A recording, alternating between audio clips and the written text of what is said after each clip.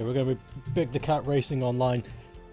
I was doing time trials and I'm trying to figure out what the best combination of tactics is to use in the super speed racing time trials, which is really goddamn difficult. You guys don't understand. That's like one of the hardest things. Where's Big? There he is. Hey-o. Where's his froggy mobile? Yes! Here we fucking go. Let's equip. There we go. Alright, let's go! Ooh, what big... Ooh, what big in it. Look at his... I love his little emojis. Let's go. Froggy love. Hooray. Hooray!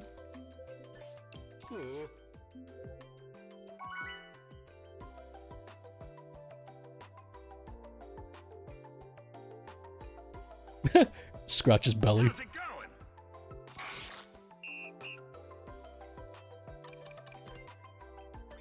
Hey-o. I really like Big in this game. He's cool. Okay. Was Patrick confirmed to be part of the SpongeBob pack? Yeah. Yeah, you can play... Yeah, Patrick. I think Patrick is a skin. So I think when you select SpongeBob, you get a choice of SpongeBob or Patrick. I don't think Patrick is a separate character. I believe he is a skin.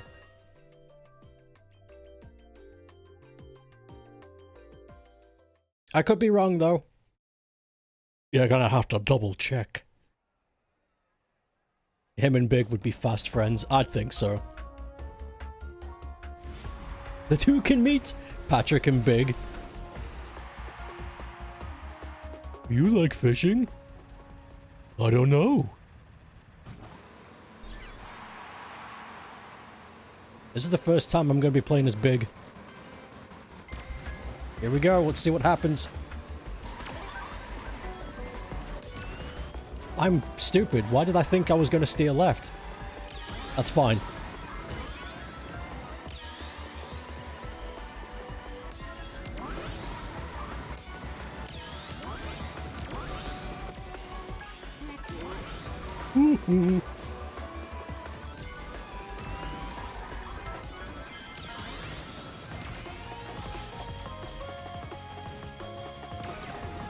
So there's something I've worked out when it comes to the laser wisp ability. If you can somehow time it for when the laser wisp ends on a corner, it'll last way longer and you won't have to do any drifting to go around the corner. I've seen it happen and I've done it a few times, but timing it is the issue. Unless they fix it in a patch. Let's hope they don't, because that's a really good exploit if you know how to use it.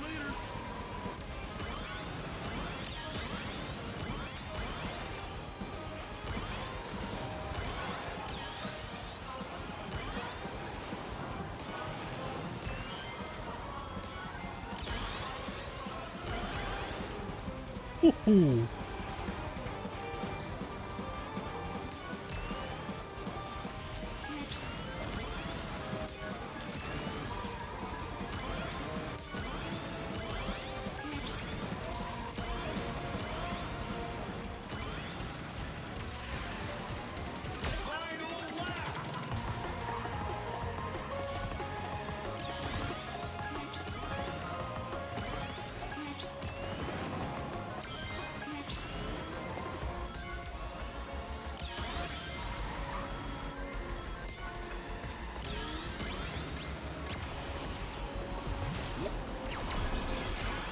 Oh my god, I just crushed Turtle Doodle. We're in the shit now, boys.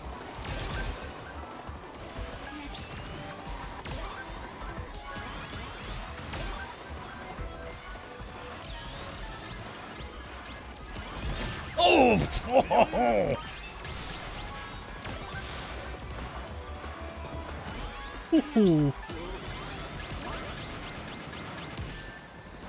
Oh, I was so close to getting a first. That was good. God, it feels so good to be playing as a heavy character. Yeah, all of yesterday playing as Jet, it felt awful. I just didn't know what to do. I'm not used to it at all. The second I switch to a heavy character, though, I'm like, mate, no sweat. No sweat. I don't know what it is. I just gel with heavy characters in racing games. I just get it. Is Big somehow peak racer? No wonder Omega sees him as an S-class threat. There's a couple of instances where Big the Cat, with rival characters, I think Espio and somebody else. Espio comes in and he goes, and he's like,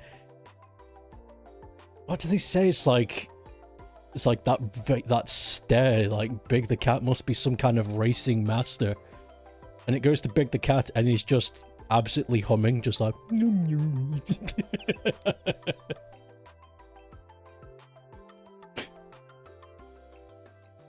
Big the Cat. I think the lore of Big the Cat right now is they're trying to set up that Big the Cat is capable of a shit ton of things, but because he's not too bright or just simply doesn't care,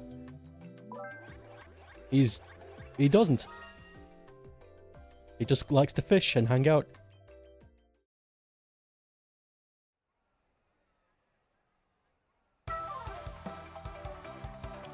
You love the irony. Jet wasn't ass to Big, and he lost a bunch yesterday. Big was innocent, and he already does awesome in his first race. Ooh.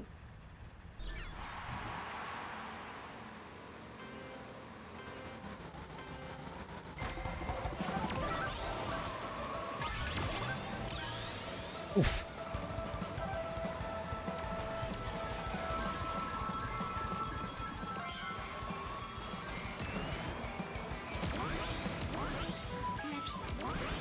Oops.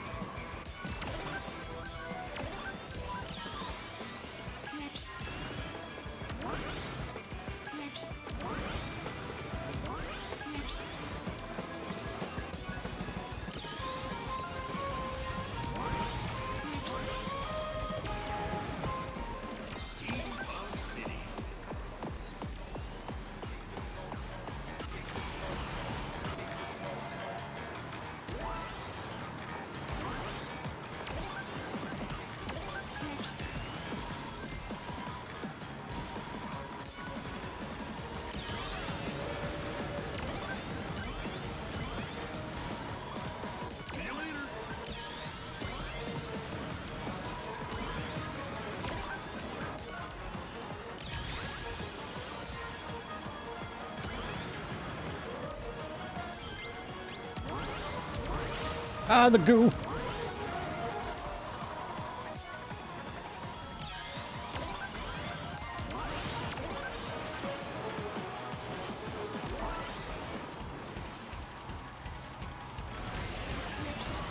Oops.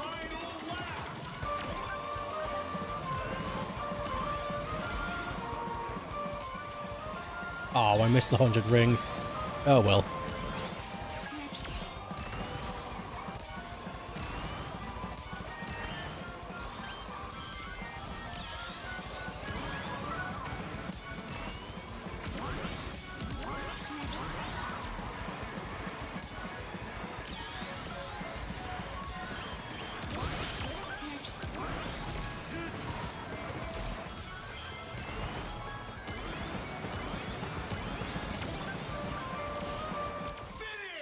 Nice. Oh well, maybe next time. So anything below a third, Big the Cat doesn't celebrate as hard. Oh well, maybe next time. The alternate Omega Big interaction is Big telling Omega that badniks have infested his fishing spot and asks him for help. Omega responds with, main priority, win race. Second priority, go fishing with vengeance. I'd fucking play that. Omega fucking nukes a lake. He tried his best, and he's graceful about it. Be like Big. Big the cat is definitely amazing. Hello. Oh damn! I was gonna make Big the cat say hello. Hold on a sec. Heyo. There you go. Oh, man. Hey you. Froggy love. Sure. I love the froggy love emote. Look at it. Hey. Okay. See ya. There's another big player. We got two bigs. See ya. There's two vectors too. And two silvers. Two Sonics. Three Sonics. They're multiplying. They need a fish. They need to turn the fishing mini game from Sonic Frontier into a full game. Yes, with Big the Cat as the protagonist. Yes, please. It wouldn't even need to be that long of a game, just like an hour. You know, just something fun. Just this little side project, like they did with the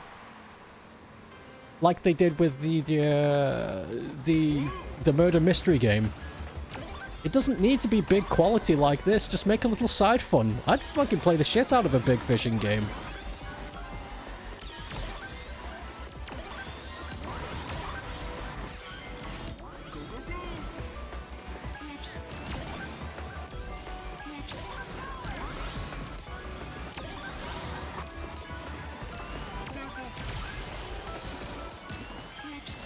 Oops. Oh.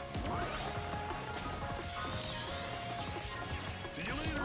Oops. Oh no! It pushed me into the goo. Stop!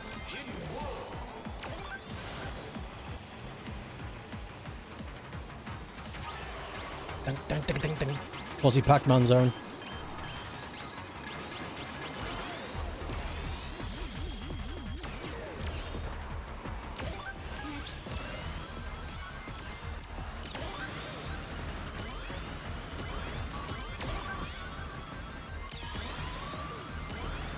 Feeling good.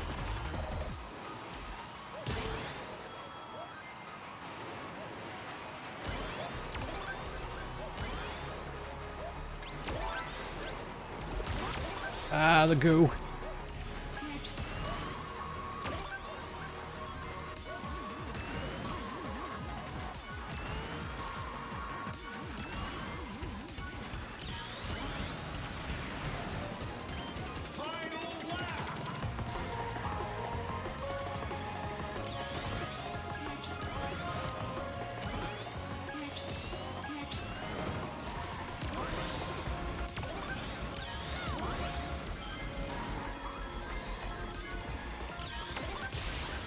Oof! Die, missed. See you later.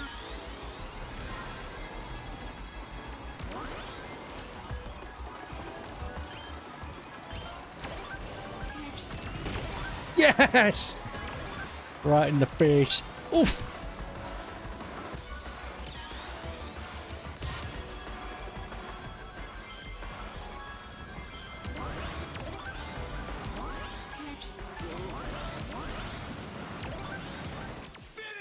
Ooh! Everything is cool. It's excellent. What happened? Who came first? That was too much of a clump. I did! Yay!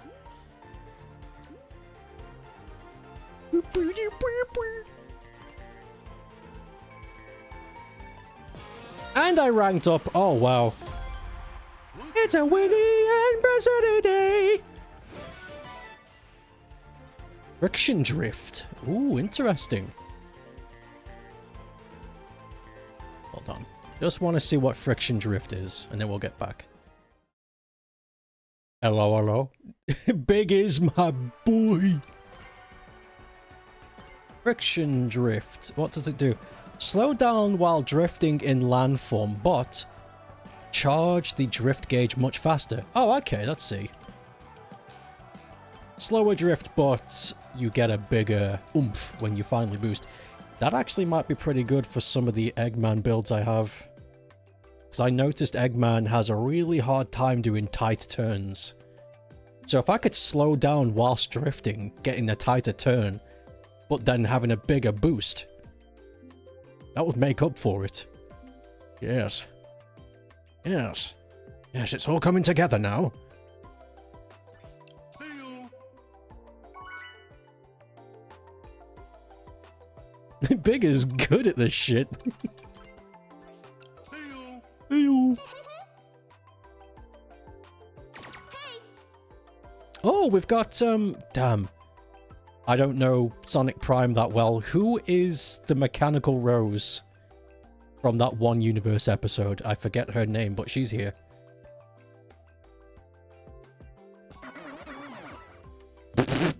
Good noise. All of these horns. I haven't bought any of the horns yet. I've been focusing all of my money on getting machine parts.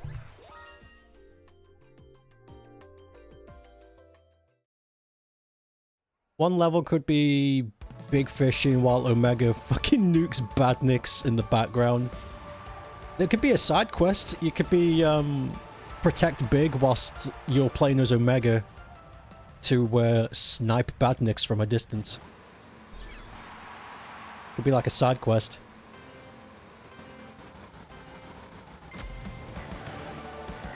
Rusty Rose.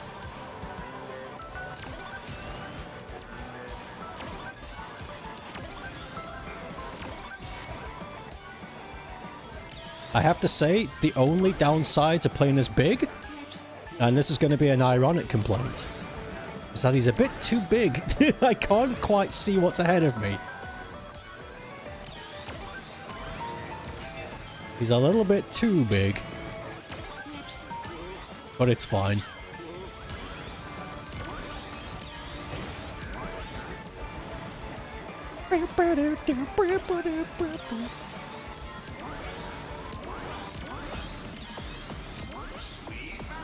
Sweet Mountain! Keep your eye out for the Sonic Donut. It's on the left. Just look out for the big blue donut with Sonic ears. Oh no, there it is! It's right in front of you! There it is! Sonic Donut!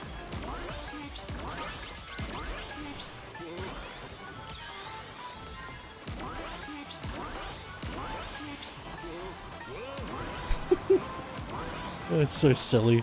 I want a Sonic Donut.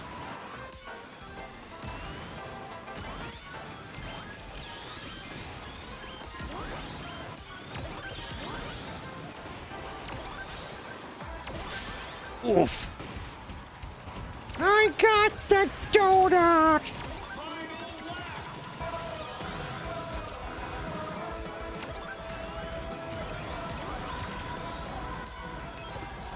Oof, okay, that turn was a bit too tight.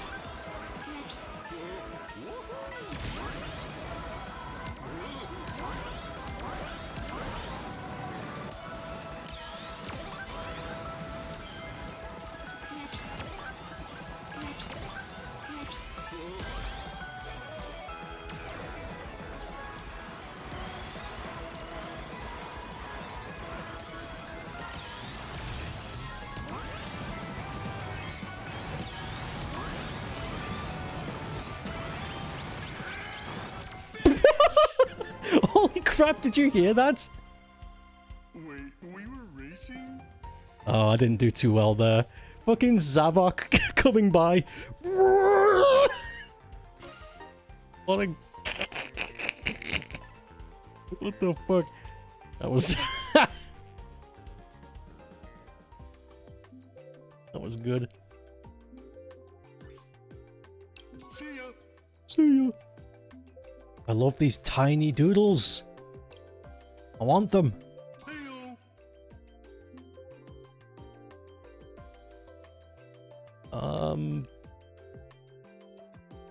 So yesterday we were talking about what characters could be added to the game, and I don't know what characters could be because it's kind of up in the air right now because the people running this game don't have an issue with putting television characters or TV show characters in the game. Hello. So it's not a case of, yeah, but it might just be video games. That's not the case at all. We've got 3 TV reps coming in. So it really is up in the air. I don't know. Honestly, at this point, I'm expecting them to put Goku in the game. I really don't fucking know. But I stuck to video games and Sega adjacent. And I released a list last night on the socials about, not predictions, but ones that I would like to get in, and I have a hunch that might get in. And the 2 obvious ones were Knights and II, but simply because we saw their vehicles, their machines. I'm pretty confident those 2 will get in, but I still need to see it happen to be happy about it. The rest really were just, I don't know, but I'd like to see them in the gamu. The thing is, it was hard for me to choose because there's so many characters I would like to be in the game, and there's only so many slots.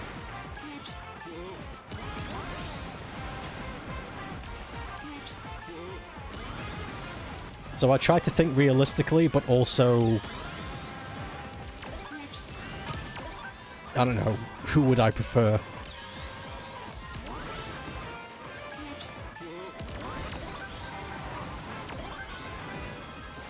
Your list was entirely fair, you'd say.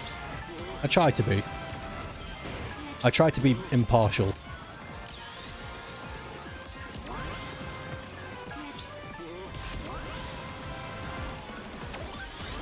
I didn't go off the walls.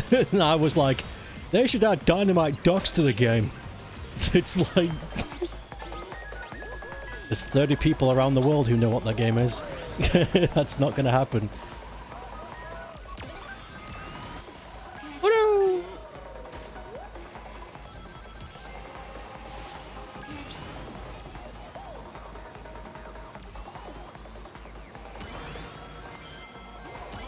I also want to release another list.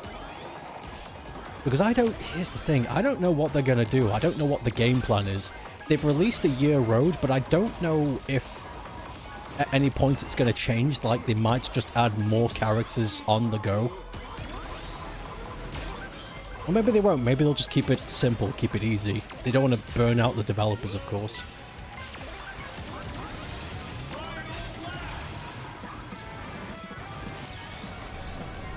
Big in a monster truck!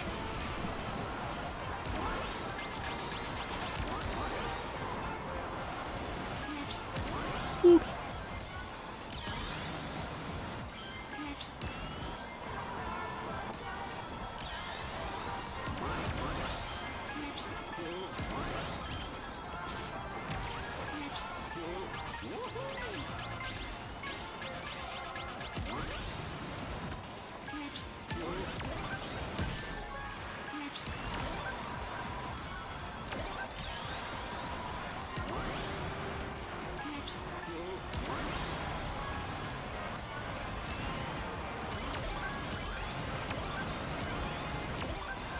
Oh no! I didn't see the bomb!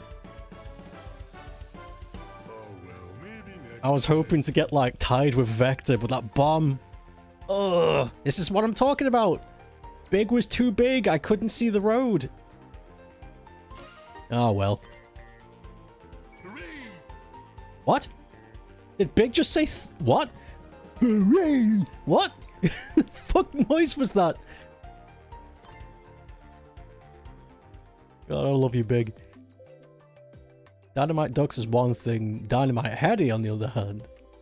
You hit that secretly Connie from Connie on the Essence of Chaos is going to be a racer in this game. Who did you hear that from? I want a source. Smash ruins speculation for you. Same. Honestly. Same. However, I will say this in defense of good old Mr. Speculation over here. Nice suit, by the way. Our range of characters that we don't know are going to be in the game are only Sega adjacent. So it's either going to be a Sega property character or another Sonic character. which narrows it really, really down compared to Smash, where it was like all of video game ever. And that just opened the floodgate for all sorts of weird shit. Whereas this, the Sega DLC that we're getting, the free characters, you can't be like, oh yeah, it's going to be Mario. It's like, no, it's Sega. They've confirmed it's Sega characters. So we can lesser the pool and have a little bit more fun with our speculation, whereas before, if they do a Battle Pass 2, then yeah, that's going to be Smash Brothers level of speculation, because like I said before, as far as I'm aware, they don't seem to give a damn where the character comes from. We got flipping SpongeBob.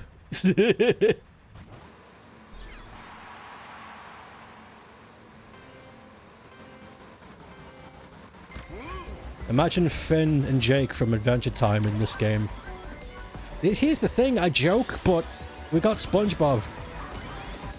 We're getting the Teenage Mutant Ninja Turtles. We're getting the Airbender Avatar characters.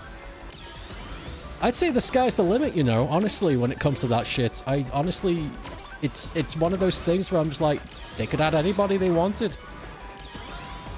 I think as long as it falls into the realm of popular TV show. But then again, I don't know business that well when it comes to television stuff. I don't know if Paramount, Nickelodeon, Cartoon Network have any beef where they would want to even want to talk to each other about that.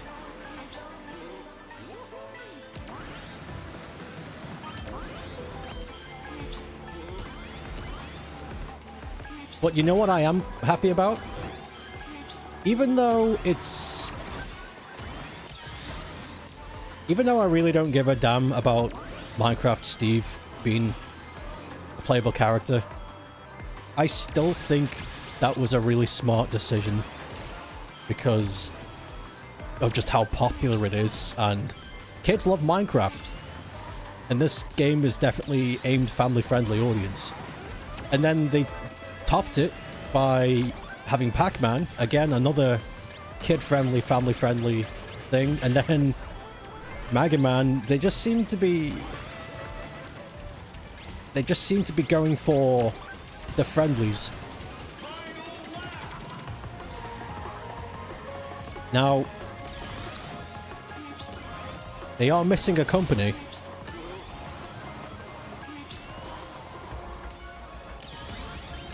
Maybe we'll get it someday if they decide to do a Season Pass 2 in the future.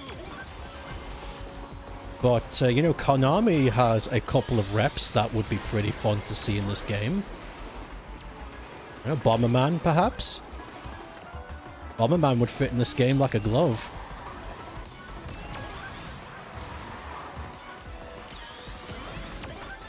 Just saying, it would be cool to see. A lot of people would find that really fun.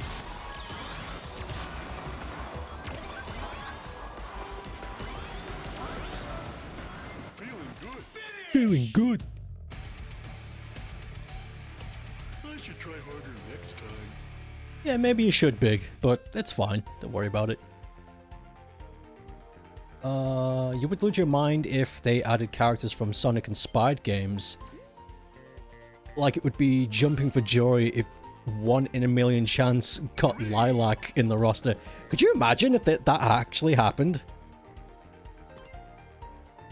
That would blow me chops off. Or they go silly and add Bubsy.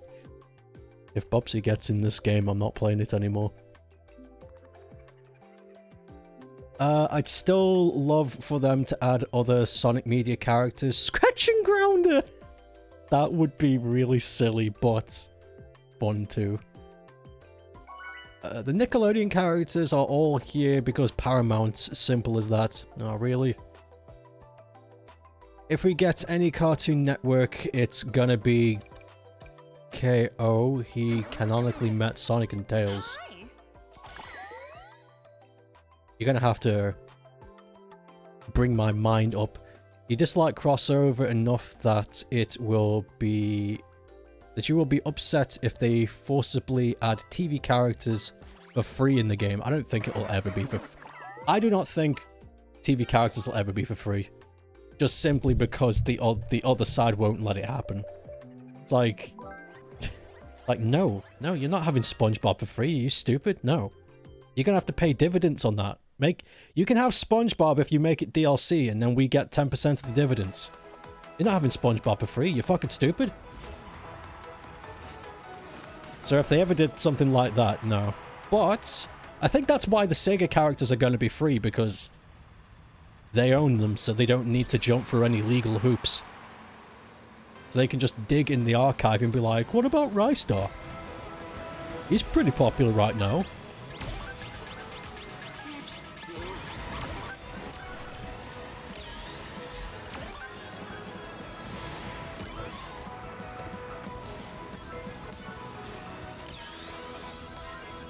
I can imagine that's actually how it went too. Like they went to Namco and were like, "Hey, can we have Pac-Man in the game?" It's like, "Yeah, you can do that. Can it be for free?" And they were like, "What? No, of course it can't be for fucking free. You stupid."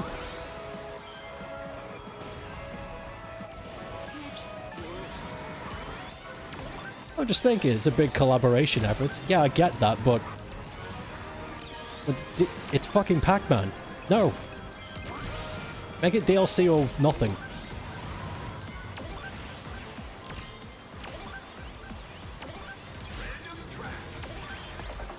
I like the idea. I like the idea of business people just talking to each other really casually like that. Just calling each other stupid and shit. What are you, stupid? No. Like no one's being formal. They're just being really What's up, man? Do you want like a Pepsi or something? Yeah, I'll go for a Pepsi. So, yeah, why do you want to do this? You want to get this, like... what the fuck am I doing? I want to get this proposal over with? Yeah, might as well. We got... Actually, you mind if we just fuck around for like 3 hours? Because I get paid either way, and I really don't want to have to go back to the office. We could just say... we could just write this up as like some kind of business expense. So, yeah, that sounds dope. Cool, what do you want to do for like 2 hours? I don't know, do you got games on your phone? Yeah, I got a couple.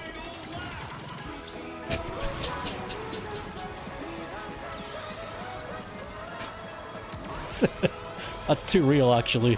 That's too real, that's...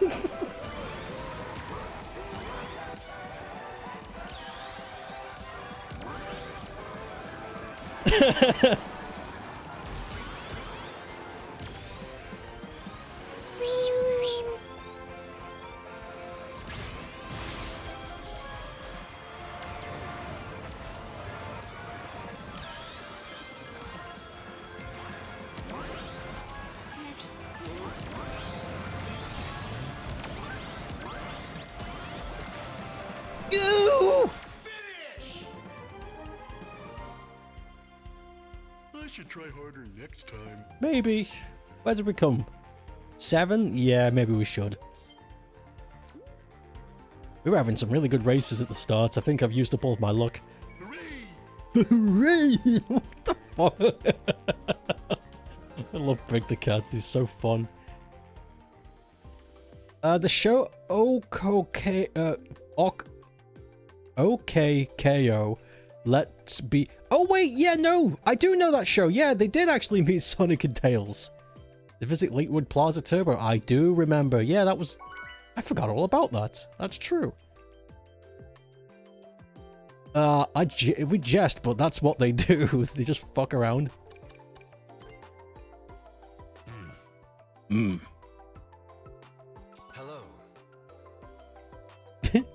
Hello.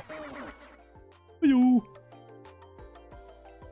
And then he shows the other Sonic Dash where he still has the Pac-Man crossover characters. They loiter around and get a better hourly pay. I mean, here's the way I see it.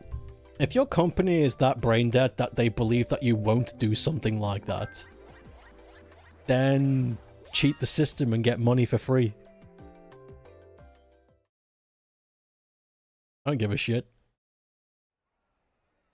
The thing is, though, if I ever ran a company, I would be on everyone's ass all the fucking time. What are you doing? Ah, nothing. I'm just... why are you in the cupboard just on your phone? Does it take 5 hours to find a fucking broom? Get it to work! Go on!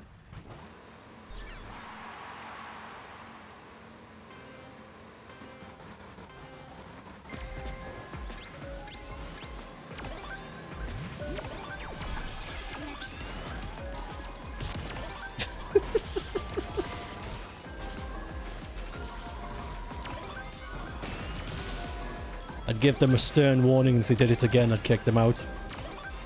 It's like, I'm saving money by firing you. Get the fuck out. Be lazier on your own time.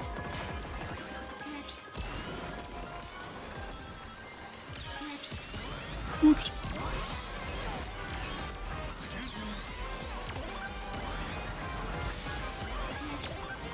Ah. Pumpkins!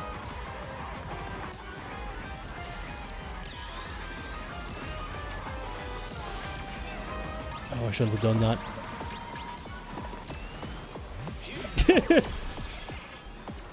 In regards to the employee metaphor. Hello. What are you doing on your phone? Oh, you're watching Stokecape stream. Yeah, you can carry on. How the hell am I able to still stream and run a company at the same time? That's... Is my blood running on gasoline? That's a lot of... Everyone needs a side hustle. Streaming and running a company at the same time. That's fucking... What do I do? Stream once a fortnight?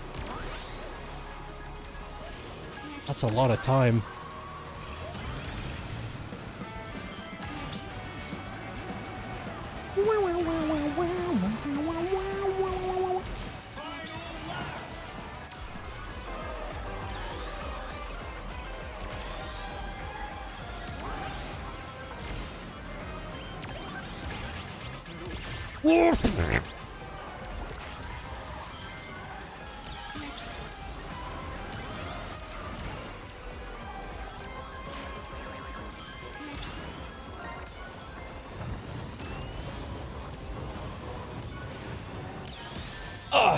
No!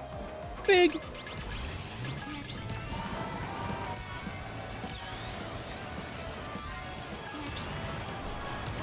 Shit.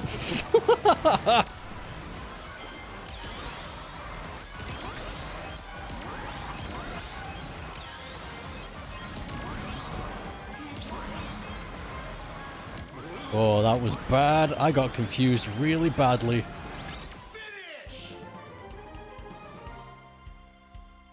Wait, we were racing? Yeah, right so. Oh. So, isn't there one lyric that's like, and with enough luck, you can get a monster truck? I think so. I have not listened to the song that much. So I'm going to talk about what I've been doing in single player because I've been trying to complete all of the single player stuff. Just because you unlock stuff and you get tickets and you can buy stuff. Not to mention I save all of the online stuff for when I stream. So it's like a nice 50-50 split. Right now I'm pursuing the time trials. And the time trial, regular time trial is fine. It's tough, but you know, you get the hang of it pretty quickly. There's a flow. But once you're done with that, it unlocks supersonic time trial where the vehicles go much quicker and the time is much stricter. And holy shit, some of those times are fucking tight. So Pumpkin Mansion was one where it was like by a hair. Super goddamn... There were points where I was sitting at the screen going like, how the fuck do you expect me to go faster than that? Shit's tough, but I like it. I like that there's a challenge. At the moment, I'm currently learning how to get an A rank in Domper Factory. And it's not going too well. There's something I'm clearly missing. I need to shave off like a second to get an A rank, but I can't quite do it.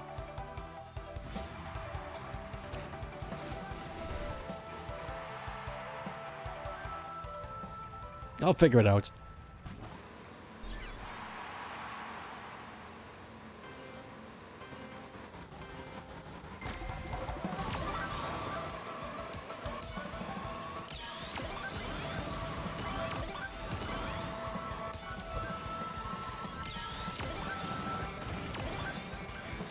Whoa! He pushed me out of the sky! Oh well. Feeling good. Oh well.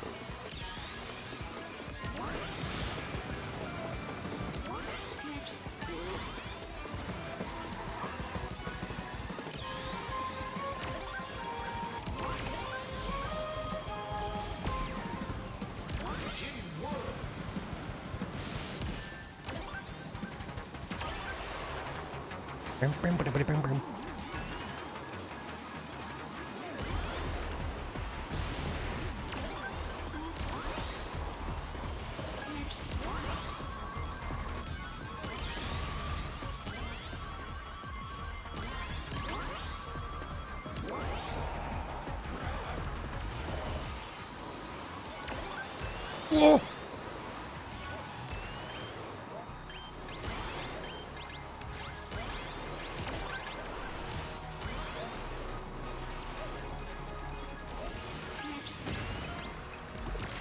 Ah, the goo. The delicious Nickelodeon goo.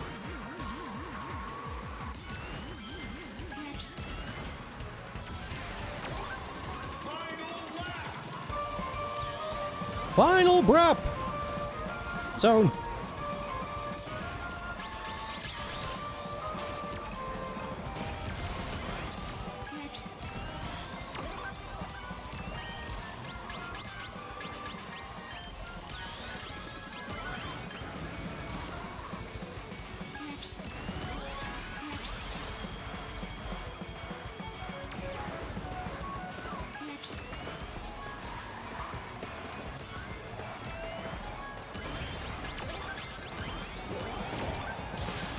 What? Not too bad, I guess.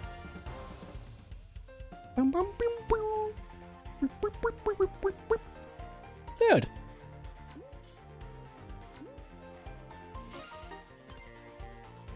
Hooray! They expanded on the orphanage stuff in Kiwami 3. There's going to be sub-stories and mini-games for it. Oh my god.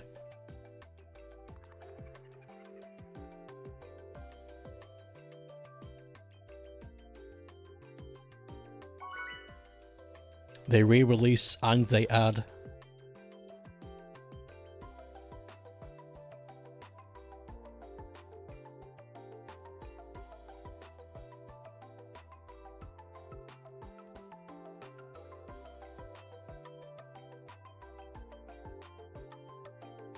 Am I gonna get kicked out?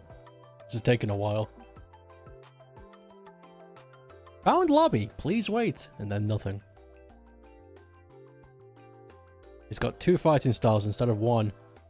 One is biscuit and the other is brisket. Hello. Heyo! Agreed. Hello, everyone. Okay. They also brought back bowling. Let's go. Bomb bowling. Okay. Yo, that Espio car's really nice. Agreed. Is that a roulette wheel on the front? It's really cool.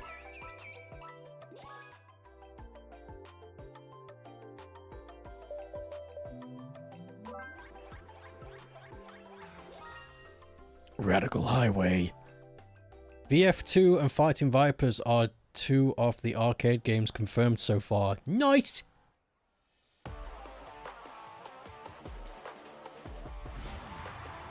Woohoo!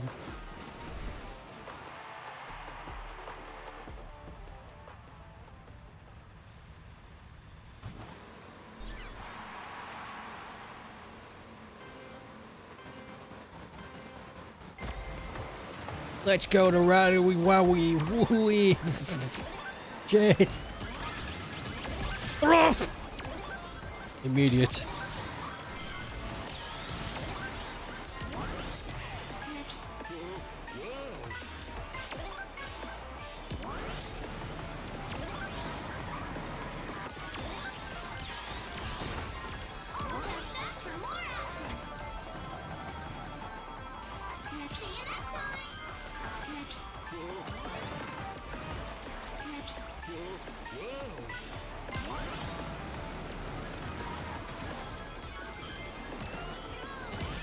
Oh, fuck.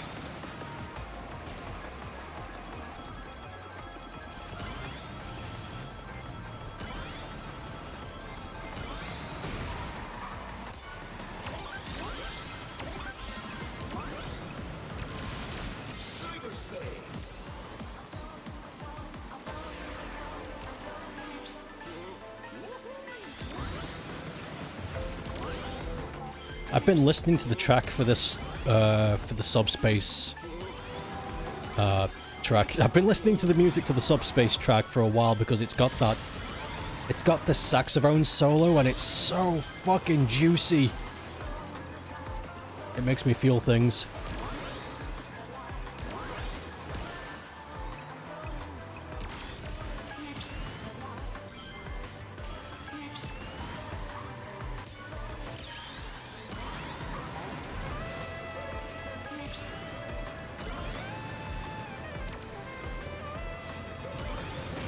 Ah!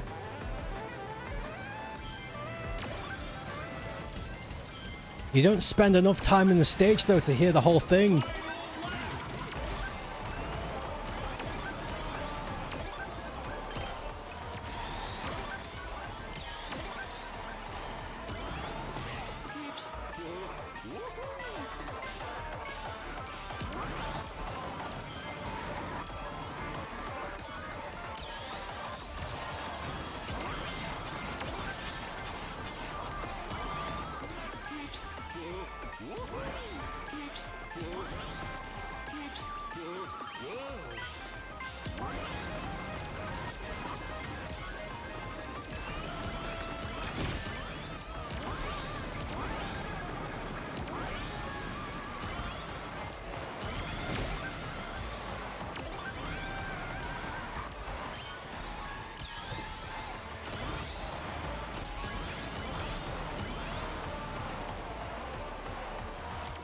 Nice. Not too bad, I guess. Bum bum bum boom. Bloop, bloop, bloop, bloop, bloop.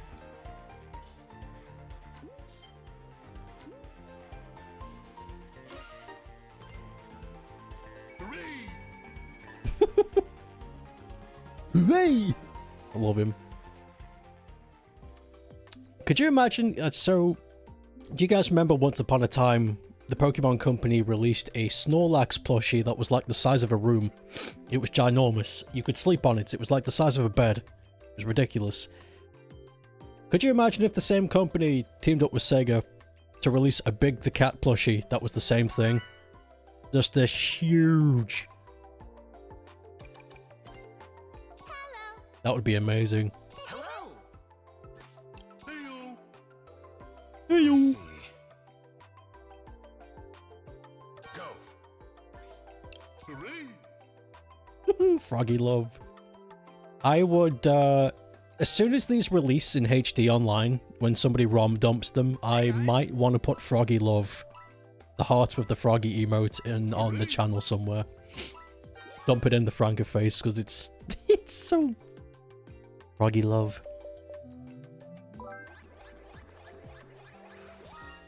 Wonder Museum. Wonder Museum was surprising to me how tough that was to get an A rank in on time trial. Considering Wonder Museum is one of the earlier tracks you can race, and I think it's part of the second Grand Prix, it really threw me off how tough this was to get an A rank. I guess racing in a track and trying to be as fast as you can on the track are completely different things. And I know that sounds dumb, but...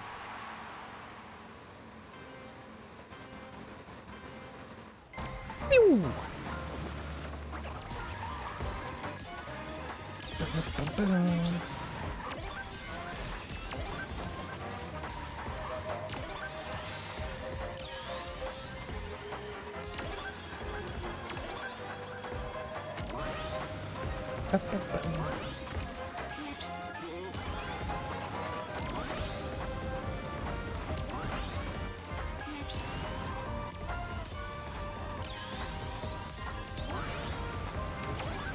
Ooh.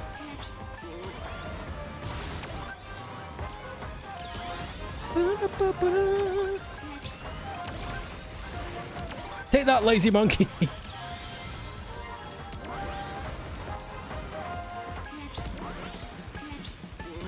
You know what that music reminds me of? Something from Phantom Thief Rhythm Haven. Very similar.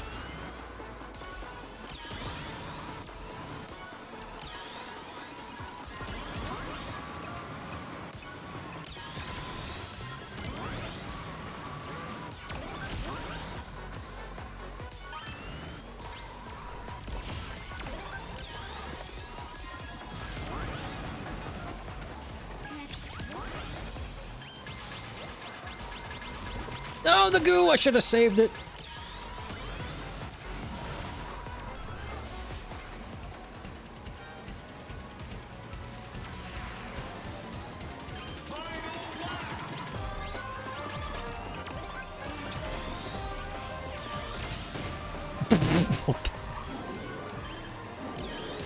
Ah! Oh my god!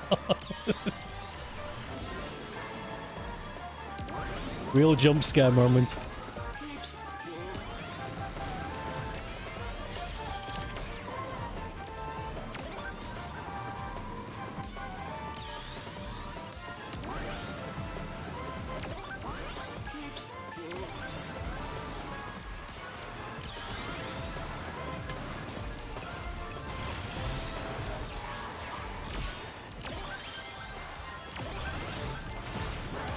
Whoa!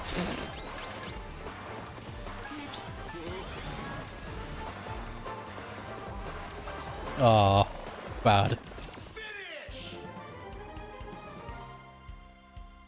You're welcome, everyone. You're welcome, everyone.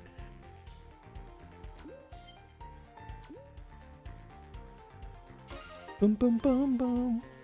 Hooray! Bum, ba, bum, ba, dum. La, la, la, la, la. Dum, da, dum, da, dum, dun, dun, da, la, la. Let's go.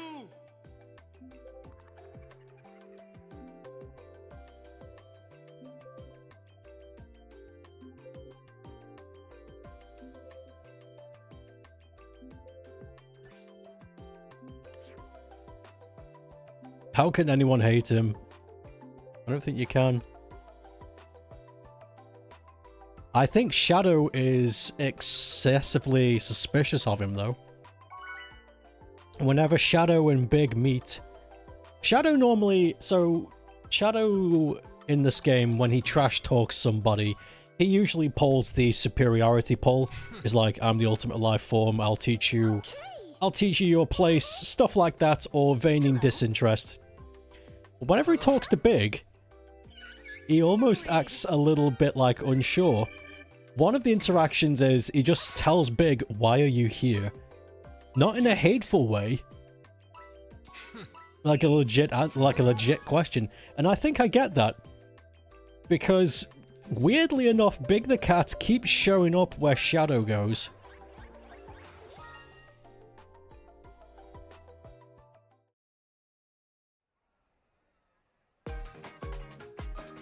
I think it's all by accident, but he wants to know. Oh, it's the Coral track! This is the first time I've actually managed to play this online. This normally doesn't get picked. This is a good one. I like Coral. I like this one.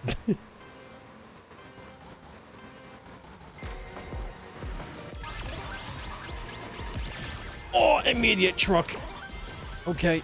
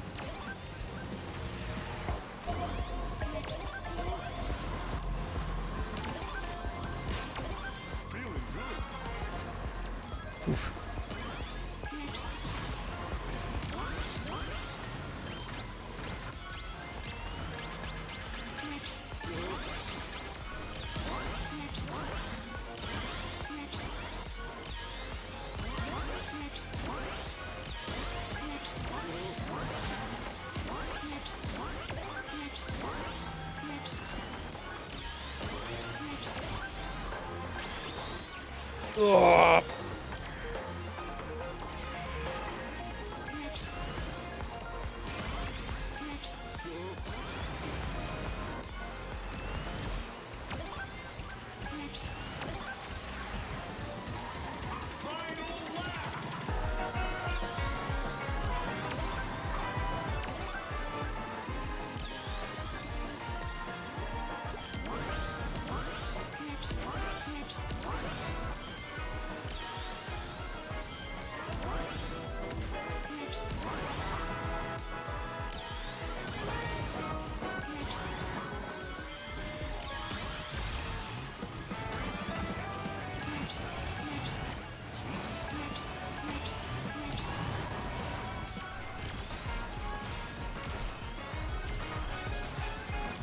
Nice! I should try harder next time. Yes, you should. People were memeing that Shadow smiles at Big in the Shadow Gens. I honestly think Shadow and Big should hang out because I think it would be really good for Shadow. It would be good for his soul. Because Big doesn't want to do anything. Not because he doesn't care, but because he lives simple. He just wants to fish. And I think Shadow, with his mind so fucking... just so fucked with all the shit he's been through, could do with hanging around with somebody who sees life in a completely different way than he does. Not in opposition, just like in absence of.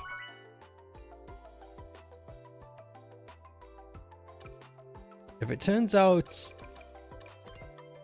that Big has some profound impact on Shadow's life, you would honestly love that. Hello. You interpret it as Big being disarming to Shadow since he's such a child. Sorry, child. He's such a child! Brain. He's such a chill and non-judgmental guy. Shadow and Big art. They need to be chilling out. I want some of that. Why did I say child? Big is such a child. Actually, we don't actually... Do we know how old Big is? Is that real? Do we know how old Big is? Imagine if it's revealed that once sent a get well soon card to Maria and Shadow was forever grateful for that. Somehow Big the...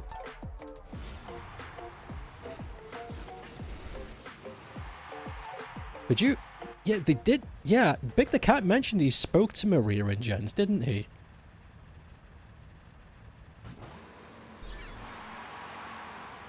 Big is secretly Goku level power, and he's just so laid back that the power just never awakens. I joked about that earlier before you showed up.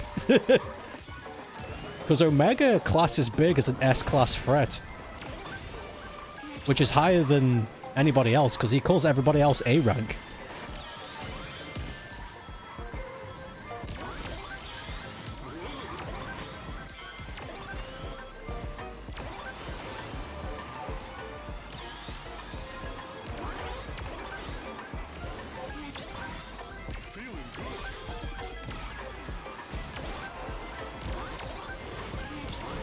Oh, this is such a cluster.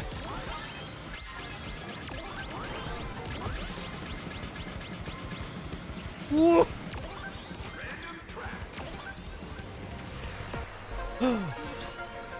Circuit.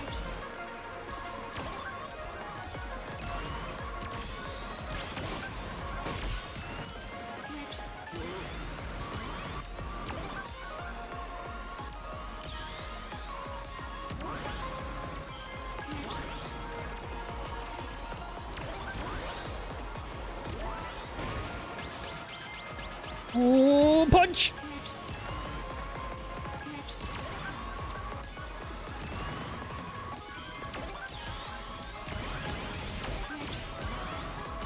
See you later.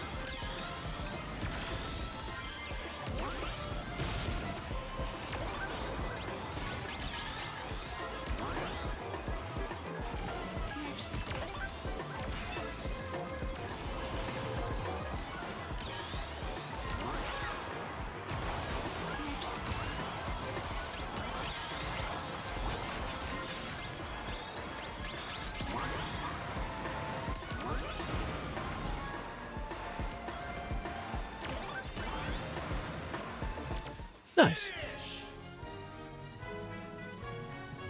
I should try harder next time.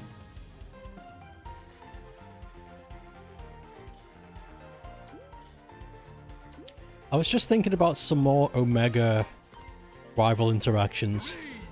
Omega, for the most part, doesn't really have an emotional escalation. He kind of just calculates everything and then retorts appropriately. But there is one interaction where it sounds like Omega is genuinely furious. And that is when he is interacting with the egg pawn. Now, I think it's really funny because you don't get to hear what egg pawn says. Metal Sonic and egg pawn both make robotic noises and it's not subtitled. So when egg pawn comes out and makes a bunch of blurgled noises, Omega gets really pissed. It's like, what the fuck did he say to him? All Eggman's robots must be eliminated. I think he must have said like the worst slur to him. How is Big handling? I handle with Big much easier than I did with Jet, but I think that's because I just gel with heavy characters in racing games. I don't know why. I always have. Greetings. Oh, Sage is here. Come on. Hello. Let us commence. Sure. Worthless consumer models. Hi. Eggpon called him a slur. Jet is back. Hey Jet, how are you? Yo, that Sage car over there, that dark purple one, that's really nice. Some people are really good at stylizing their cars.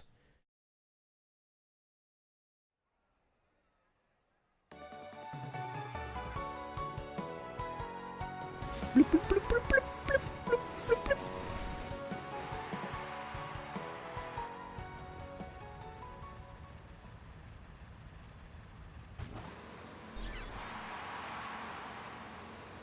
Bing, bing.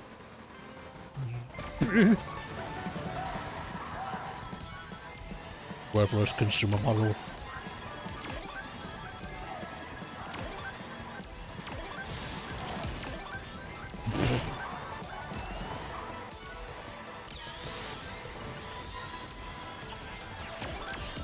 Oof.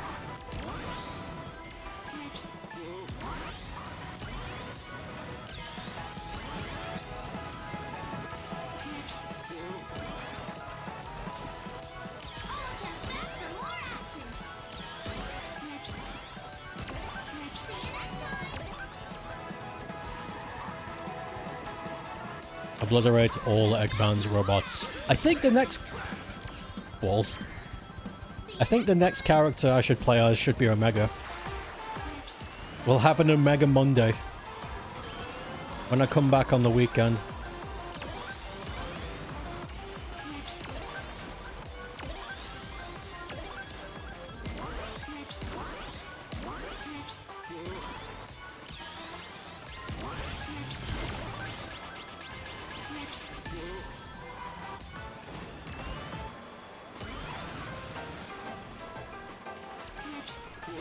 Oops.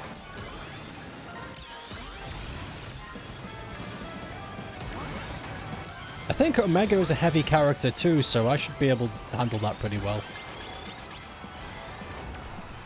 I think he's heavy? I don't remember.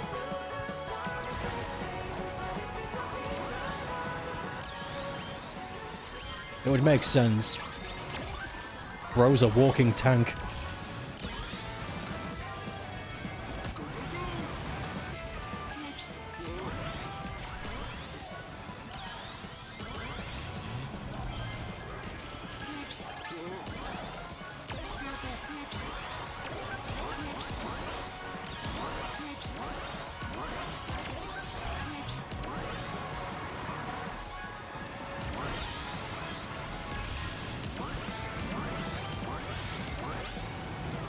Woohoo!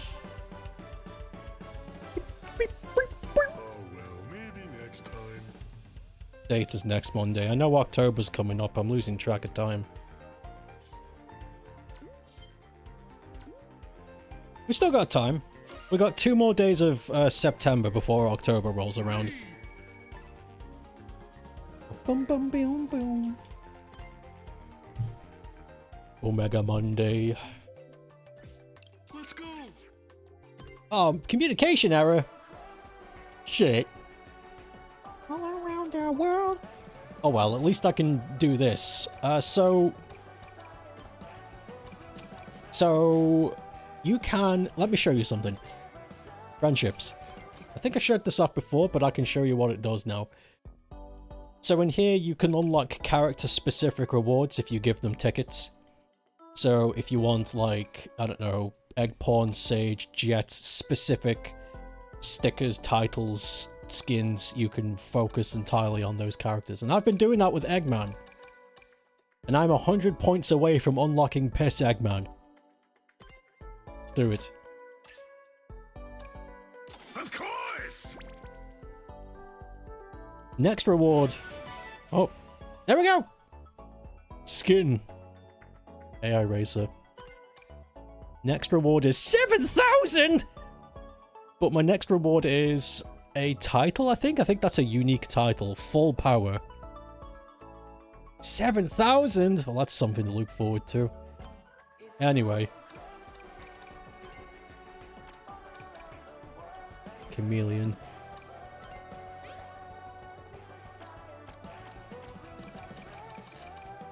Obtain a racer skin of any AI racer. Oh fuck, I didn't know that was a thing. Cool. Let's get back to racing. Live piss unlock.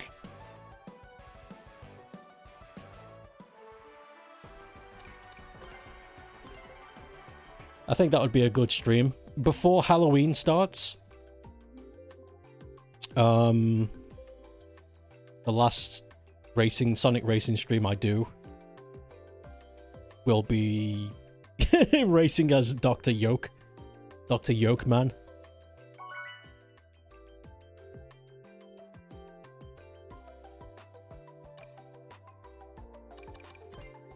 By the way, I will come back and stream this again someday.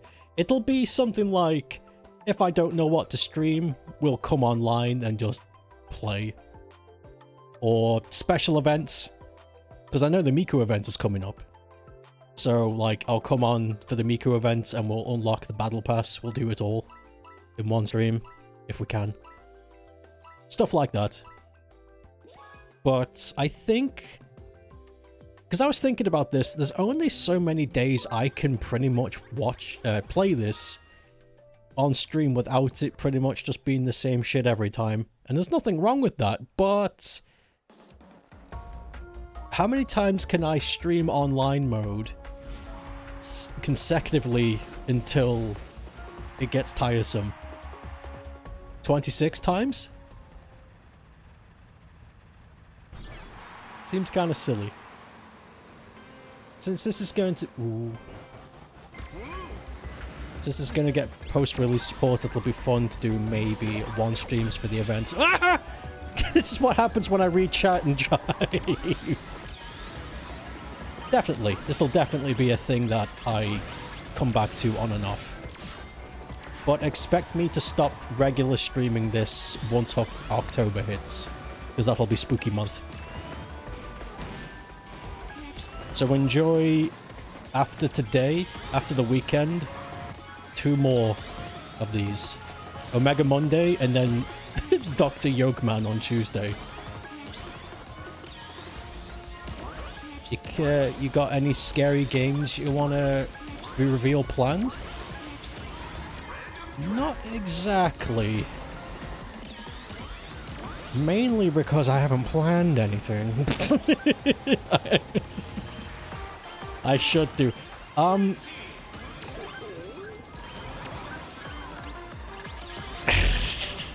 I do want to do spooky stuff, but I really haven't planned anything this year. I think the only thing that's for definite going to happen is my yearly stream of Decap Attack. That's for sure going to happen. But anything else is up in the air.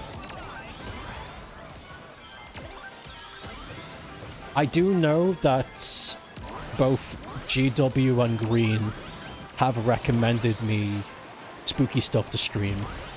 So I think I'm going to ask them again. Whoa! I think I just unlocked. I need that to happen again to see if that is possible to do. So, I was going way too fast for the laser wisp. But the only thing that happened before the laser wisp was I used the boost wisp. So, is there like... Can I manipulate the speed of laser wisp if I have boost just before? I've never had that combination of items before.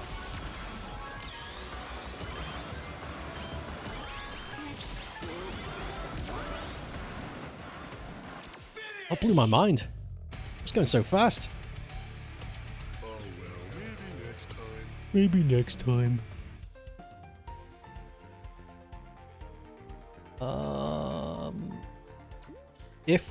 If Nights does end up being added, you'll definitely be streaming it. Absolutely. You know, even though Minecraft Steve and all that aren't really my cup of tea, I feel as though I should stream their events anyway, just simply because. Also, it'd be fucking funny. In an ironic way, it would be funny to play as the block guy in a high-resolution game like this. You think you know one big thing you said you'd do for a Spooktember? Tell me, because clearly I've forgotten. You mentioned Cold Fear? You did mention Cold Fear. Plus you're off on 16th and 17th of October. You want to do a spooky collab? There we go. Spooky collab? More like...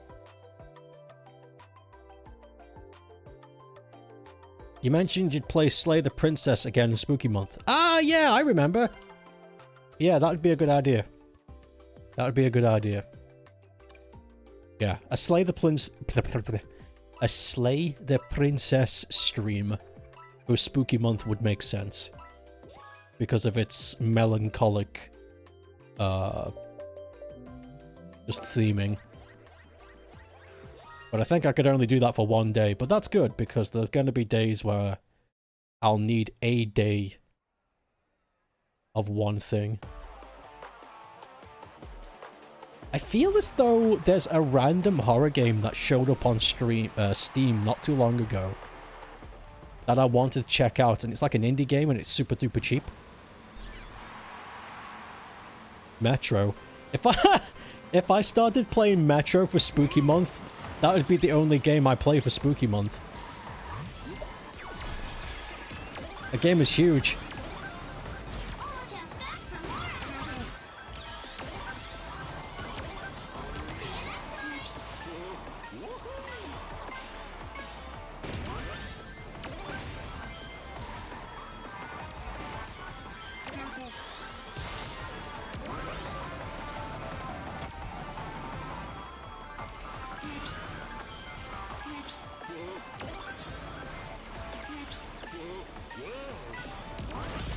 Oh, fuck.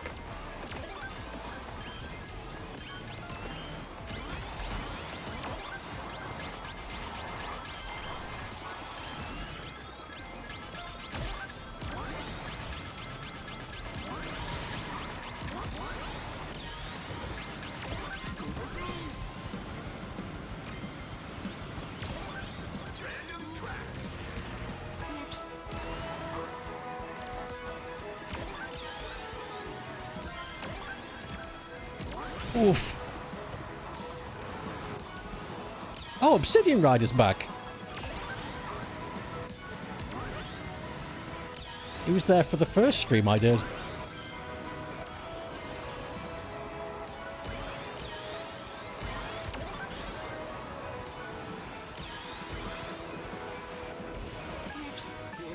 Oops. Oh.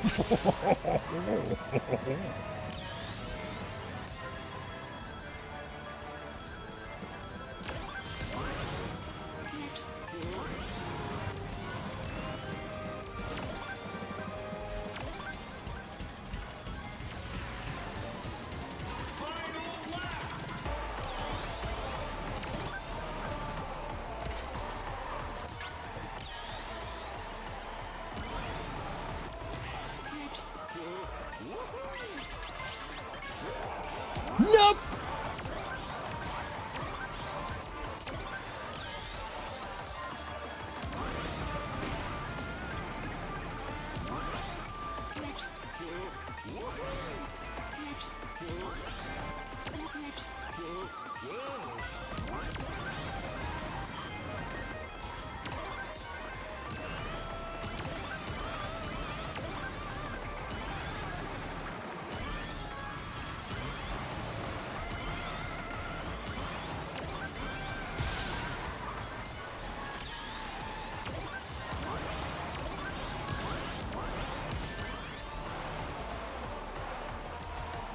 Woohoo!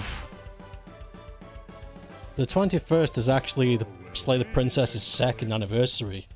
Let's see if 21st lands on a day I stream. 21. It does, it's a Tuesday, so we can do that. We can slate the 21st for the Slay the Princess stream. That'd be nice. That would be appropriate. Appropriate. You know what I want? I want to big the cat clock.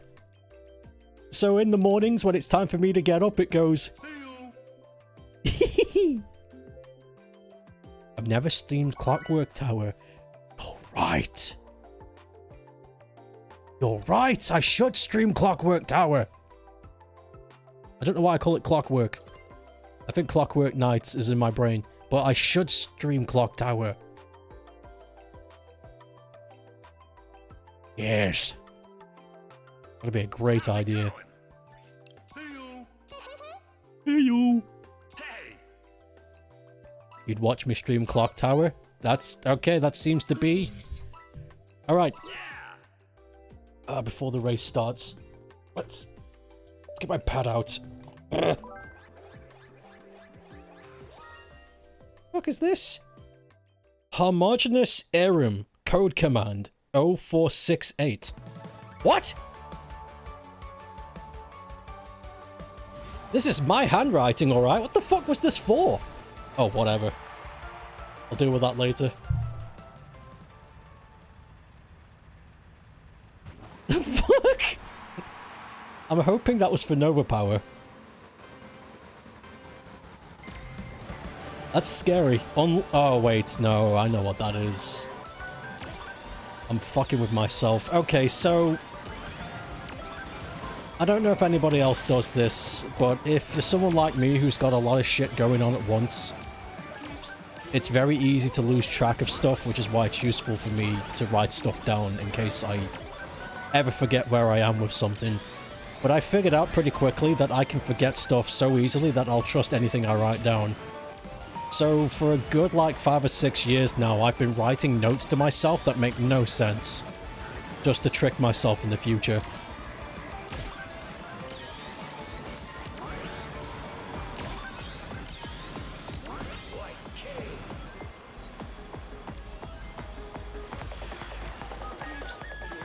There's a few of them too. I bet there's a bunch I've not found too. I bet there's a few notes somewhere in this pile that I've not found yet from God knows when.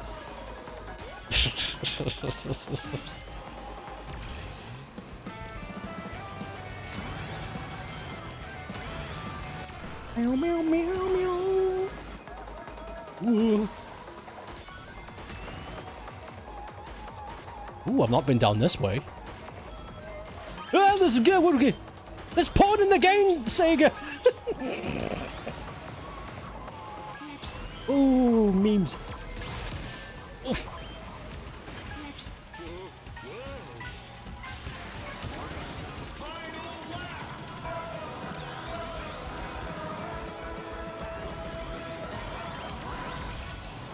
Cut the corner. Fuck you.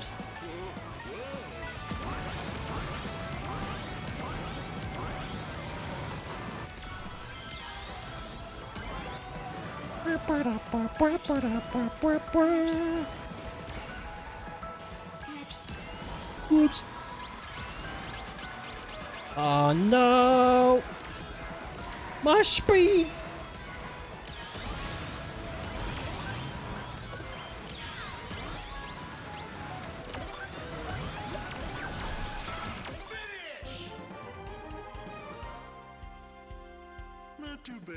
yes? Where did we come? What position was that? It was a scramble near the end. Third, alright. Gaslighting your future self. Delightfully devilish. You were debating writing you a guide to get to, in your opinion, the best princess and what a decent portion of the community considers the scariest princess. Just so that you're not backseating. Sure, actually, you know what? That'd be fine. I mean, I've already done a run that I would have done anyway on my own, like, decision making. So I wouldn't mind a vague guide to point me in the direction of what the fan base considers to be the best choices. Clock oh wait, I need to write this down now. Right, let's get rid of this stupid fucking... So, decap attack, no, naturally.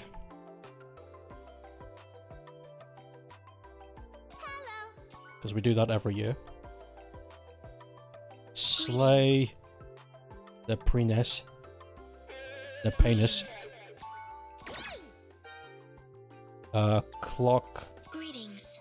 Tower. Greetings. My penis. Cold Greetings. fear.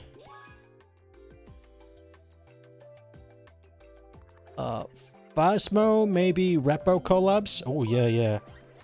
Phasmo / Repo collab. Oh.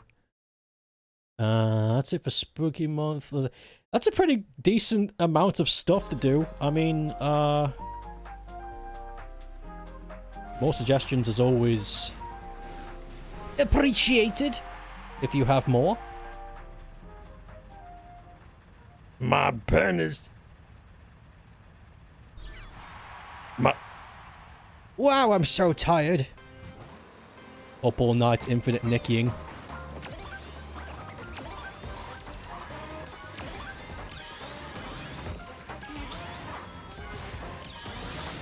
No, you couldn't sleep. Oh shit. Okay, that's not a self-induced sleepiness this time.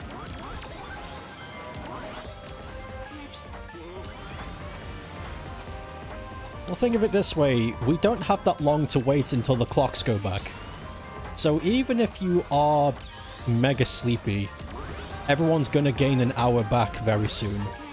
So it's not like you're gonna be losing out much. You'll be able to make back some of that time you've missed. Maybe on extra sleep.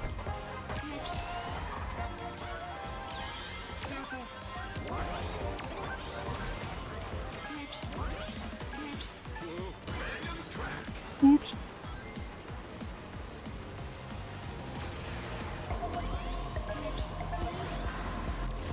Looks like a good place for ice fishing.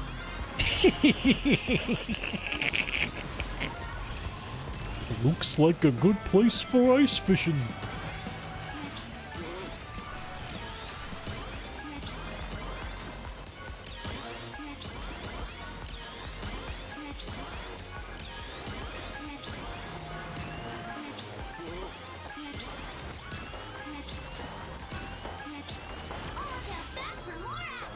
Who's this? What the name? Huh? That's a great username.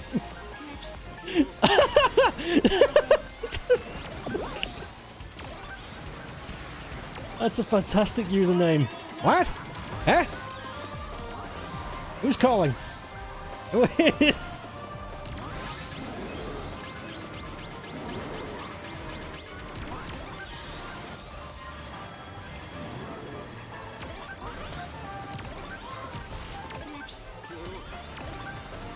Oof, I'm getting sandwiched.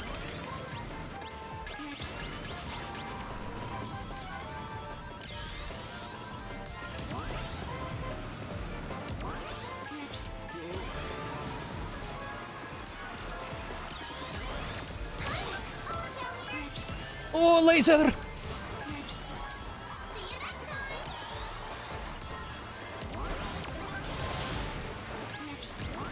Oops.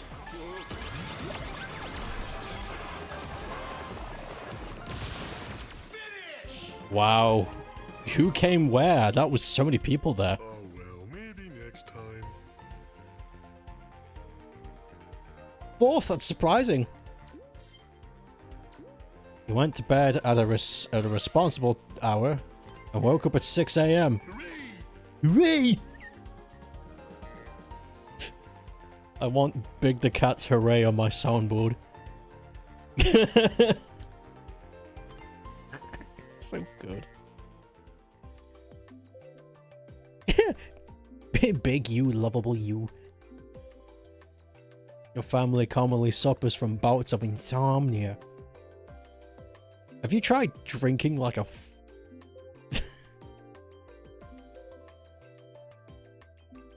You know what? I don't know. I don't know how to fix sleep. The way I fix sleep is very unhealthy, but it works for me. And if I have a shitty sleep schedule that's happening, say like I go to bed at 2, shitty for me by the way, this is all relative because everyone goes to bed at sleep. Everybody goes to bed at different times and everybody's body clock runs at different times. The point is, you get comfortable with what you get the most out of. For me, staying up till 2 in the morning is not good. I can't handle that. Hello, everyone. So, if my body clock goes kafumph, and I go to bed at 2 and wake up at 6, and I'm like, "Nyeh," for the rest of the day, what I do is I deliberately stay up all the next night. So by the time the next night comes in, I'm running on 46 hours. And it won't matter if I'm tired or not, because my body will force itself unconscious on me. Like, it won't be a matter of, you're tired, let's go to sleep. It's, we are tired, you will sleep. And it's going to happen whether you're lying down or standing up. And it works for me. And that's how I fix my sleep schedule, but doctors will tell you that's not what you should do. That's, like, very unhealthy. It's like, well, show me a method that works that doesn't require me drinking milk before I go to bed. Or taking a drug.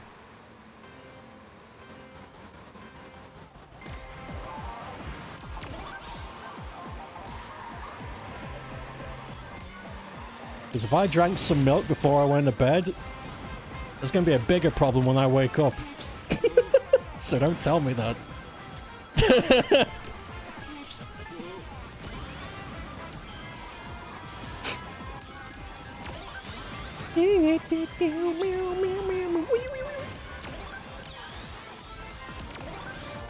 There's a drug that you can take, a legal one. I forget what it's called, but it's a natural sleep inhibitor. And I've tried it once or twice, and I don't even know if it worked or not. But I feel as though if I have to take a pill just to fall asleep, then I feel like the issue is deeper. And I should probably fix that before I take a medicine. I feel like medicine is something you take when you have no choice.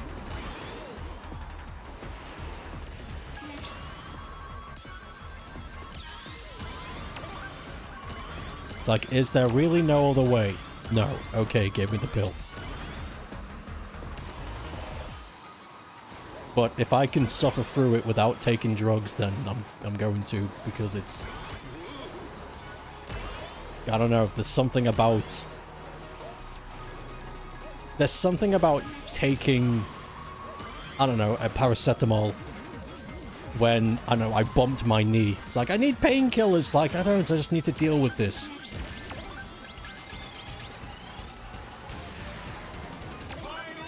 I can still function. It just hurts. But if the pain is, like, unbearable to the point where I'm like, "Ugh," then yeah, give me the pill.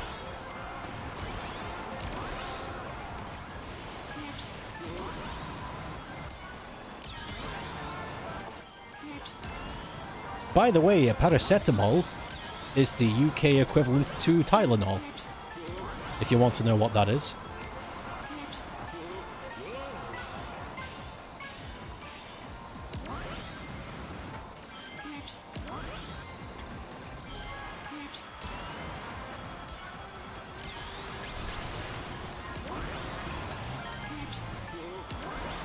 Wow, I've done very badly.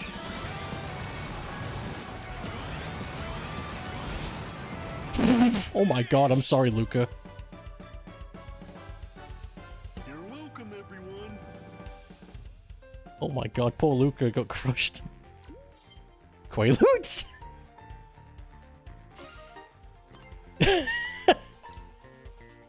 I don't want to take Quaaludes. You have never taken drugs to help you fall asleep. You don't believe in that. Or like, I know they could help, but I don't want to become reliant. That's exactly my thought on it. That's the thing. I don't want to become reliant. I don't want to become dependent on something. If it helps me once, I don't want to accidentally trick myself into thinking, oh, here comes the roadmap. Quick, let's bypass the lesson I'm going to learn by taking a drug. By the way, I'm talking about in the most extreme cases. You know, like, sometimes people get headaches at work and they want to, you know, take a ibuprofen or something to make the day easier. That's not the kind of shit I'm talking about. I'm talking about chronic stuff, like not being able to fall asleep, like insomnia. I mean, that's the whole point this conversation came up. Or you have some kind of chronic back pain. Like, clearly there's like... There's an undercut issue there. It's like, if you need pills to function normally, then there's a bigger issue here. Like, that needs addressing. To the point where I think you need to harass your doctor to take you seriously, because it's like, dude, it's been a whole year, I'm still in pain. Fucking help. Do your job.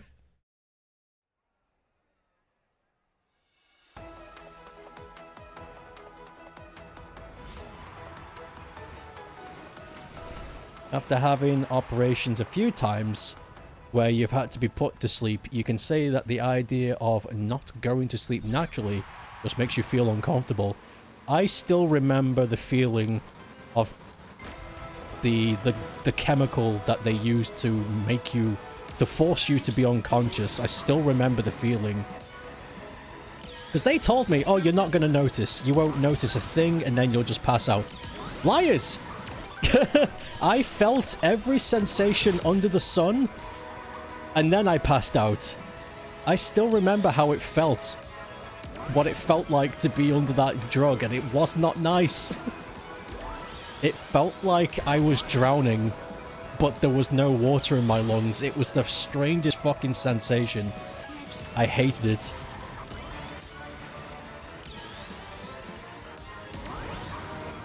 So you refuse to take sleeping pills.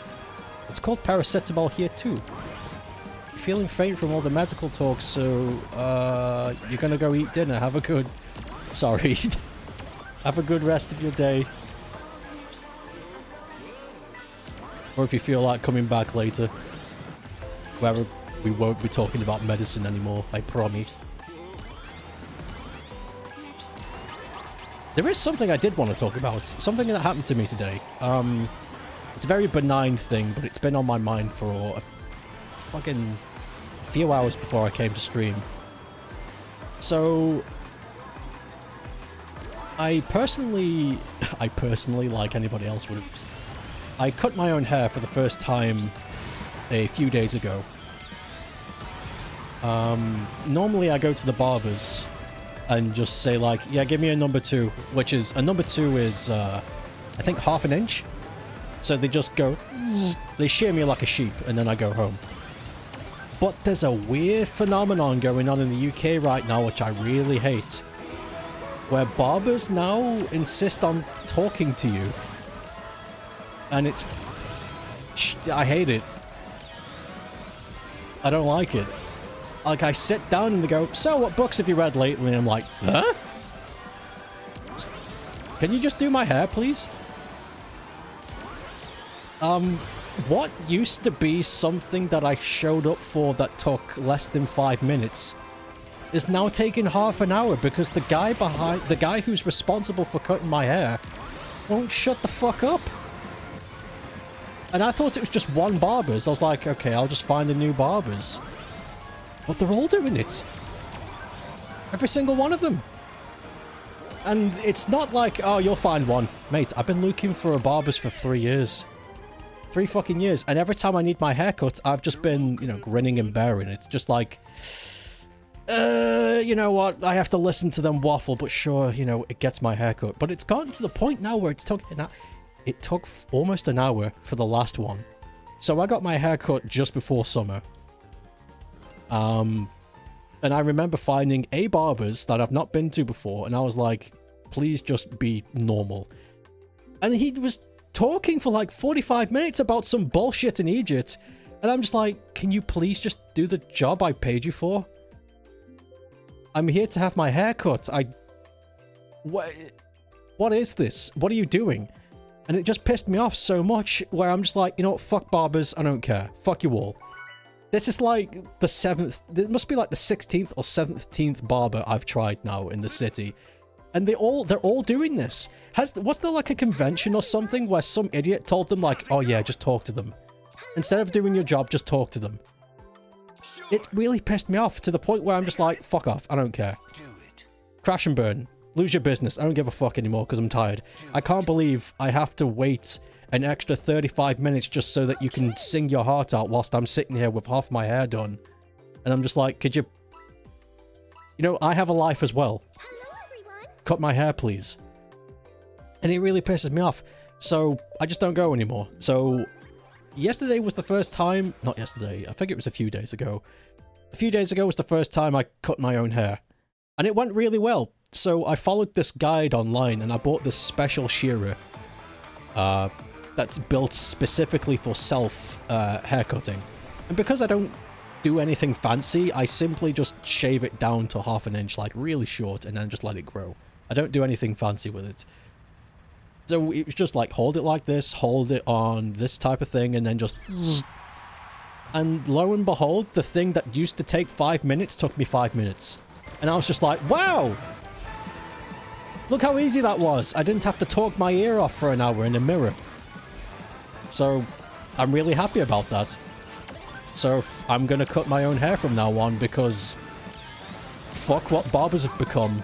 I don't care anymore. Fuck off. I hate having my time wasted for something that takes 5 minutes.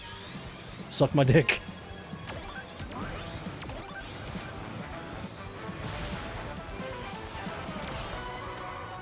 So that's my barber rant. Thank you. I'll read what chat says in a minute. Because I know there's barber-related talk going on. I want to join in, but... Reading chat and racing at the same time is hard as balls!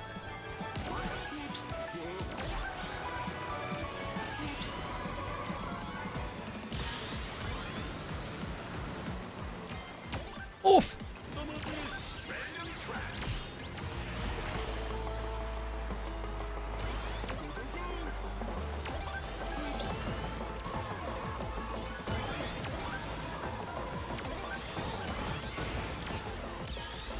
I think the only time I've ever felt like going to get my hair done and conversation was required was once in my life.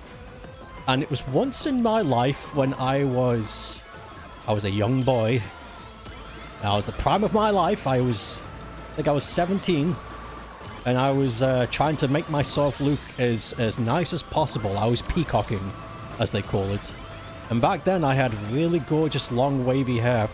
Green and GW will tell you. I used to have really fucking long hair, and I used to love looking after it.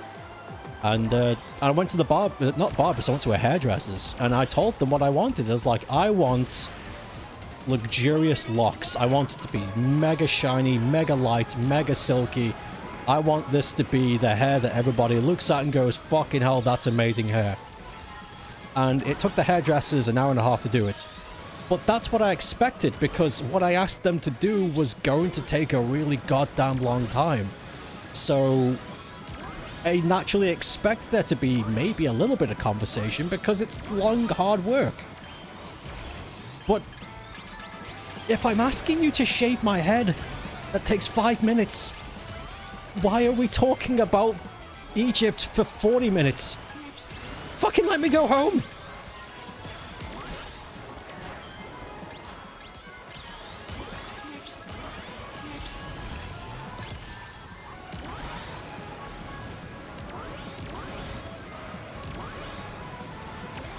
Okay, now we can talk. Wait, we were racing? I don't really have anything to contribute here, so I'll just say big good. Big is good. Talkative barbers have been a thing in the US for a while. Always like, so, you seen any new sport ball games lately? I don't know. Have you seen my head? Because that's where your eyes should be. You got a hairdressers now instead of the barbers. Do the hairdressers do a better job? Well, what's the most boring regular person show on TV right now? Regular person show? Oh, I see, like, as topic. So, what's your favorite regular person show right now on the TV box? Mine is... people... I don't know. What is on television right now? It's somebody who... Anybody who watches television, tell me what's on TV right now. I have not sat... Fuck. When was the last time I sat down to watch a show? Hey! I mean a real show, like a not a real show. I mean an up-to-date show. The last time I remember watching legitimate television was reruns of Columbo. Which doesn't count, because even though it's Columbo and yes, that's television, I'm talking specifically about the new fangled television that's out, that the people need to watch right now. Not something that came out 40 years ago. So, I don't really remember what was the last new thing I watched on TV. I gave up on television a long time ago. Probably because of what I last watched, and I was just like, you know what, I don't care. And I just left. I've my aerial cable that hooks up to the aerial that gets a signal so we can watch television has been unplugged for a really, really long time. I don't remember the last time it was plugged in to the TV. I don't watch TV, I don't need it. There's nothing on there that I want. Nobody's making anything good. It's all just garbage. And I know that's a really sweeping general statement. Like, not all new TV is garbage, clearly. But the saturation and percentage is enough for me to abandon the concept entirely. I don't want to have to keep faith on a medium that sometimes, once every 8 months, will show me something that I go, alright, yeah, that's pretty good. But for the rest of the year, I'm just seething because I'm watching literal brain-dead people tell me that I'm evil because I ate a fruit. Have you ever eaten a strawberry? You may be more of a rapist than you know. And I'm like, alright, well, television is wrong, thou. I don't want to... Fucking Christ. I'm gonna go read a book. That's what you did to me, TV. TV, you are so bad that you made me go back a whole century medium. I'm reading more books now because of how shit you are.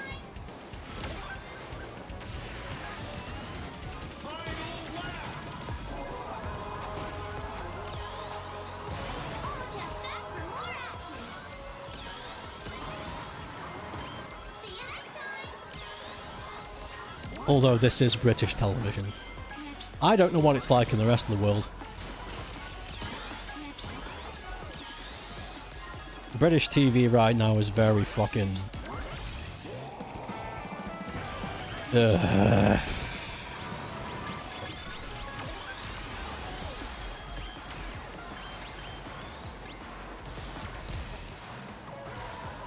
I don't know, I don't think there's a word.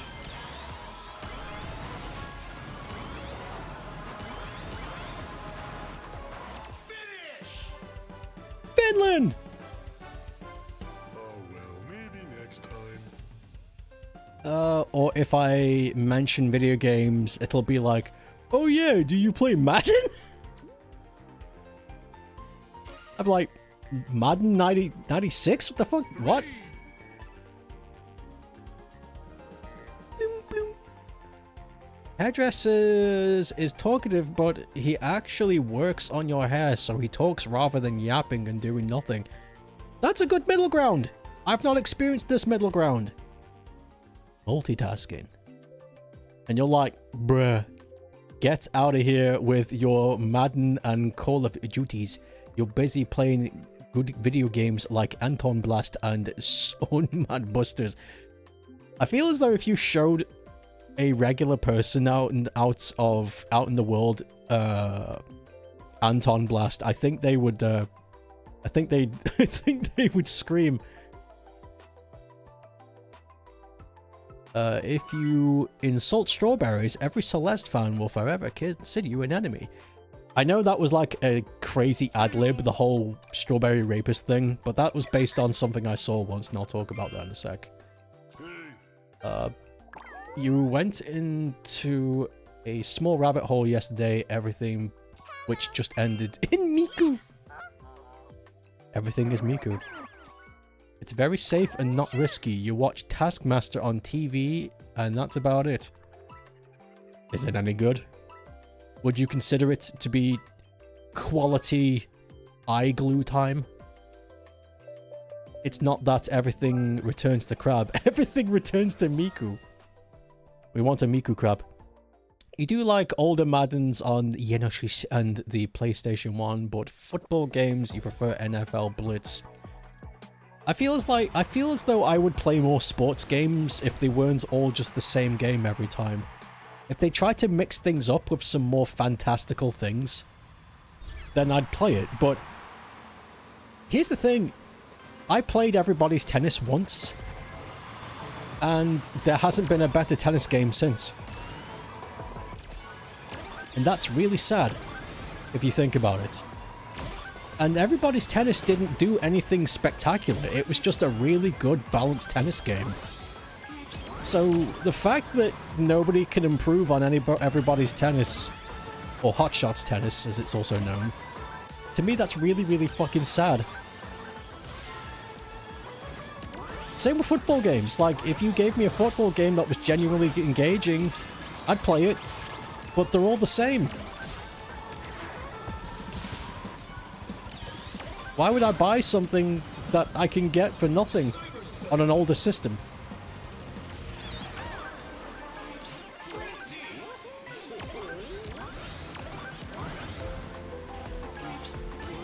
Also, it's a video game. People expect it to be a little bit off the cuff, off the wall, a little bit wacky, a little bit not samey, a little bit fucking off, you know. Like, I don't think anyone's gonna go, that shouldn't happen in a video game, at least not anybody normal. But who am I kidding? Who am I kidding? The numbers say otherwise. The numbers say people want the same game every time.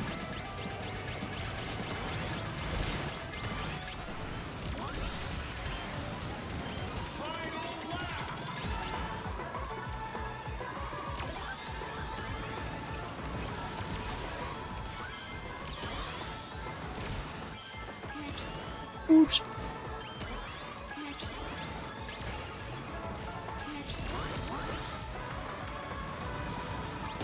Oh! Oh my god, my annoy!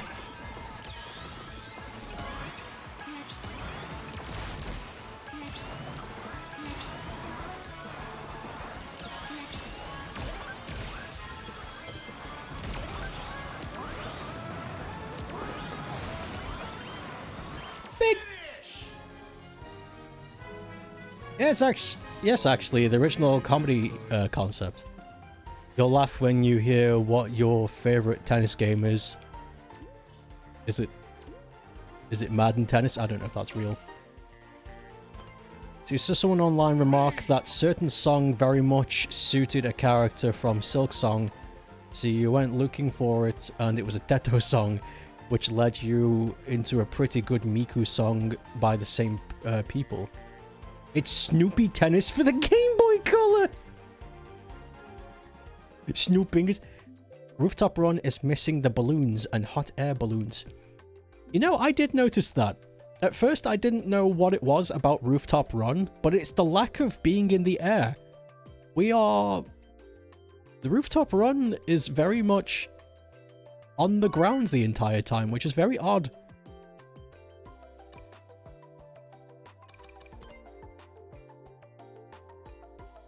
Static. Oh, Static. Yeah, Static's a good one. You liked it so much you made a game out of it. That's true! Everybody go watch... Right, feel free to dump your Static game that you made for the Miku song that was made. It's fucking quality. Sounds good. Yes. You like the music video that goes with Static? It's very good. Virtua Tennis 3. Why 3 specifically? Because I feel like after 2, Virtua Tennis kind of peaked. No joke, Snoopy Tennis is a legit good game. And it lets you live out the impossible fantasy of having Charlie Brown win. You know, when you say it like that. Oh my god, look at that bunny on the left. Fuck yes!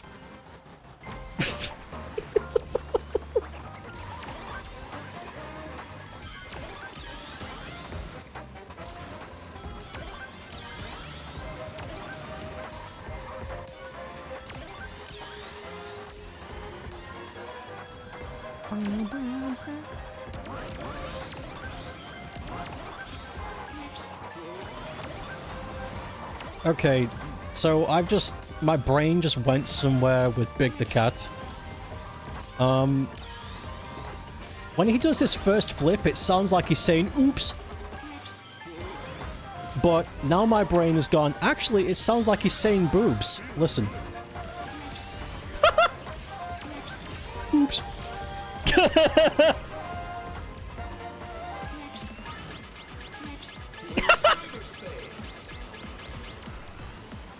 Thanks, Big the Cat.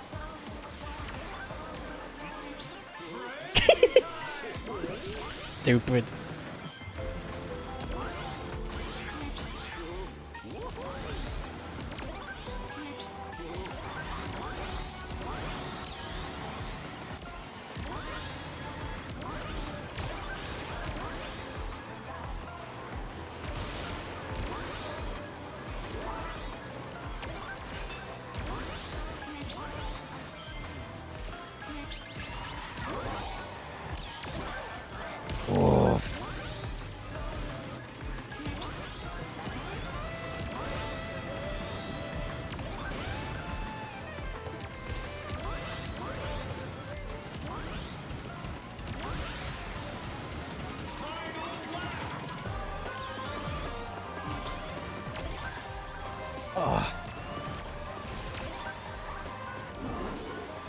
Rainbow Shake. Hey, Big! Have a Mario milkshake. Okay. Can I have another one for Froggy?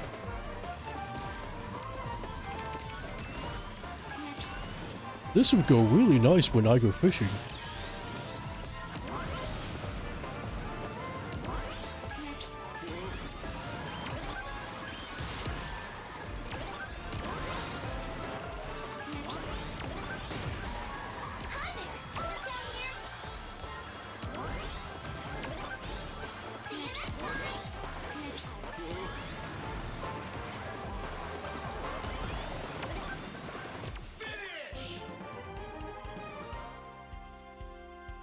Not too bad, I guess. Bunny is going.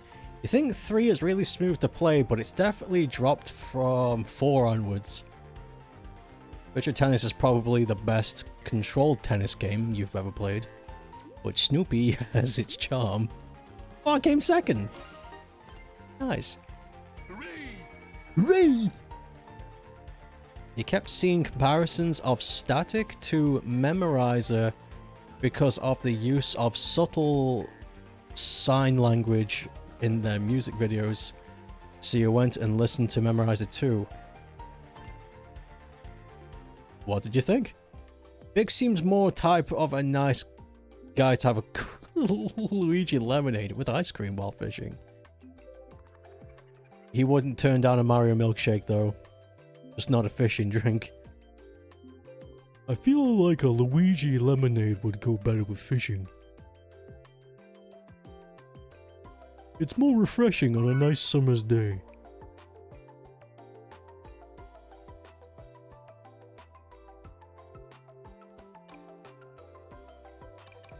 Hello, everyone. Heyo.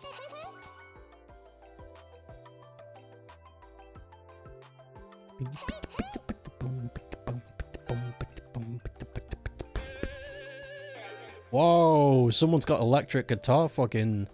Oh shit, someone's playing the Zaz. That's rare.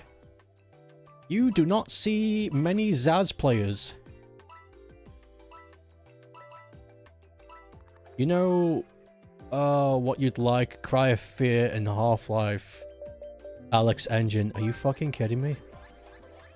I'd have a heart attack. Fucking Cry of Fear in VR? You fucking kidding me? Holy shit. I don't think I'd do it.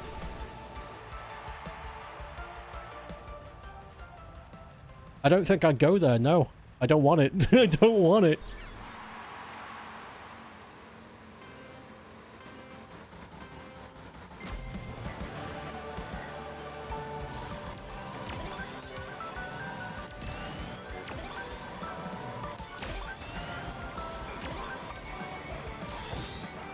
Oh, this is a really bad start, but luckily it's just the start. I can catch up.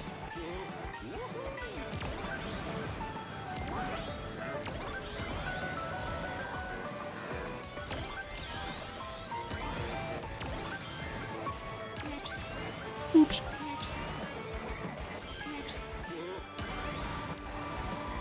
Based the cat.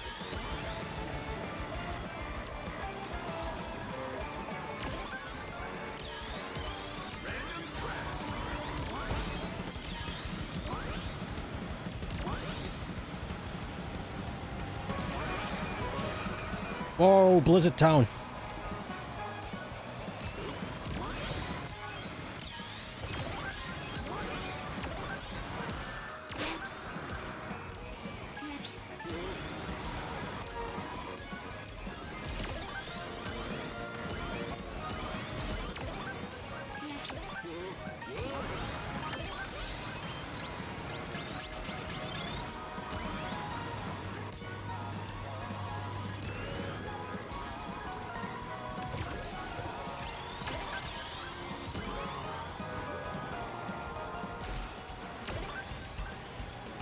Wait, somebody called themselves Zaz playing as Zaz. Guys, we're racing against the real Zaz. The character. This isn't a user. This is the real character.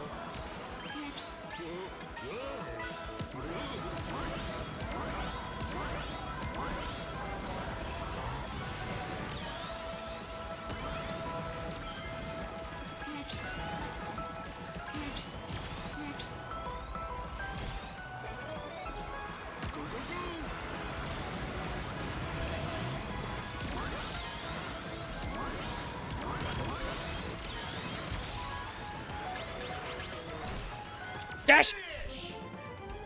Doesn't have to be in VR. That engine is adaptable for games outside of VR. Okay, true.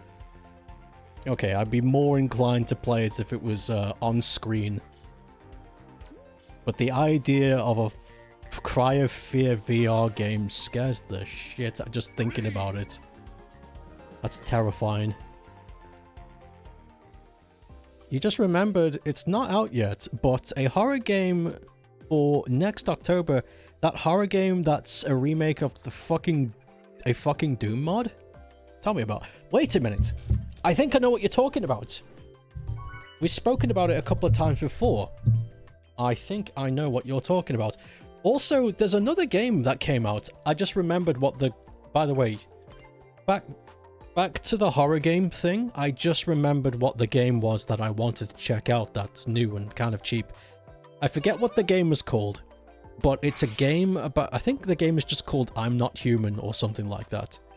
And the game is about you hanging out in a house somewhere, and there are things pretending to be people coming to your house. I'm probably butchering the description, but I've seen it on the Steam store, and it looks fucking creepy as hell. And if it's a decent price, I might pick it up for October, but I doubt it, because I don't have a lot of cash to spend on luxuries right now. But that's fine, because I'm playing this. You wish you knew what fresh horror games to suggest? That's okay, you don't need to. Yeah, Total Chaos, that's the one you're talking about. I remember. That's really cool though that it's getting a remaster. Wait, we were just here. We're going again? Okay.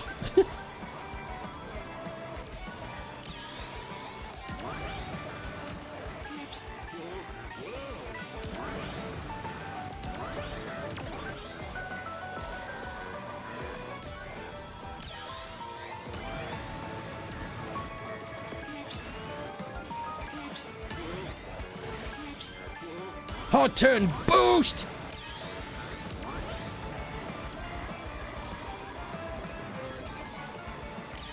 Ooh, I can do it again.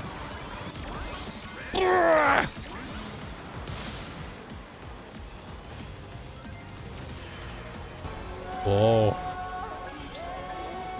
Oops.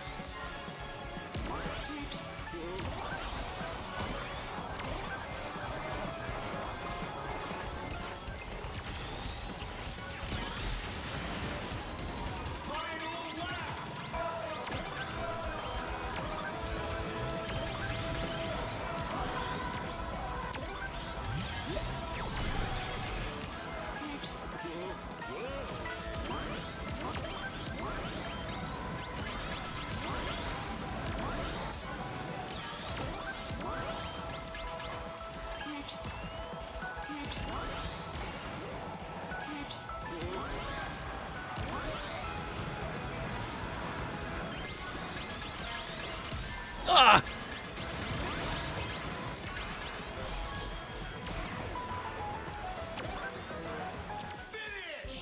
Oh well.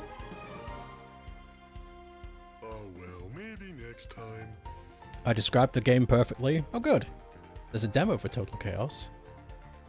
For those who don't know, the original Total Chaos was a Doom 2 mod, and now has been remade into its own separate game, which I think is doodle-loudly fantastic. Hooray! Hooray! Nudge nudge, hint hint to everyone.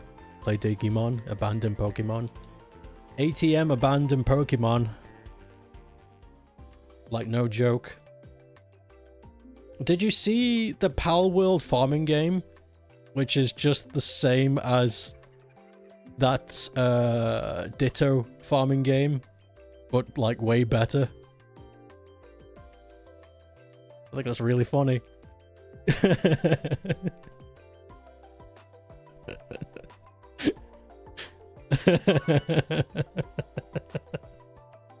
Dude, it's not it's not hard. If you want Pokemon to succeed, then you output quality. Hey guys. That's like basic business strategy, and you have the money to do it. Hello. So do it. And if you don't, it makes you look like a bitch. That's very simple. And right now, you look like a bitch. Let's go.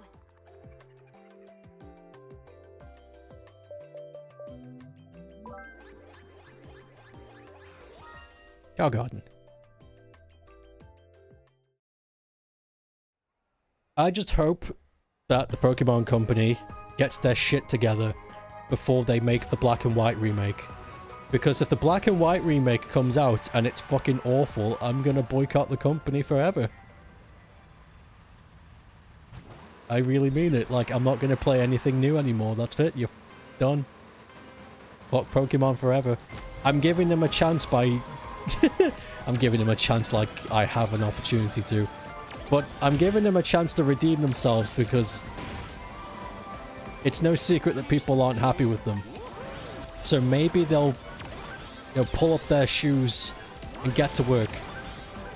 But if after all of this, they come out and it's just more crap, then fuck them.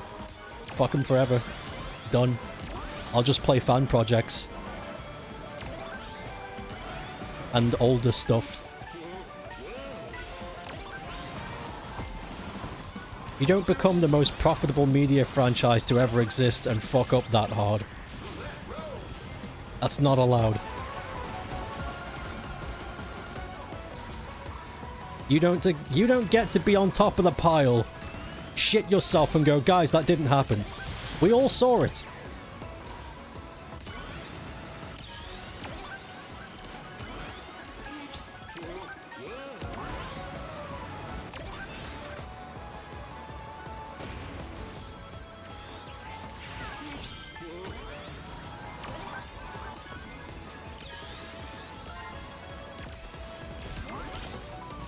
Oof.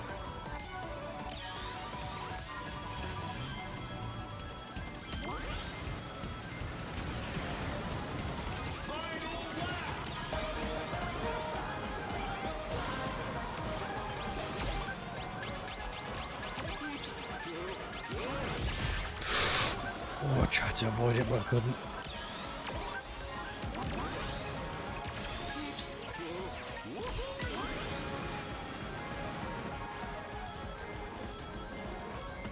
Oof.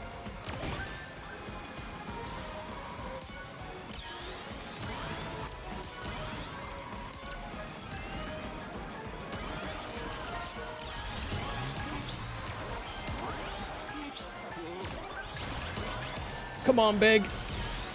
Don't do this to me.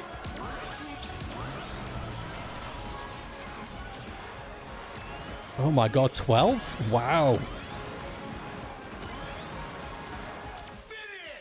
Wow. You're welcome, everyone. You're welcome, everyone. Oh my god, Big the cat.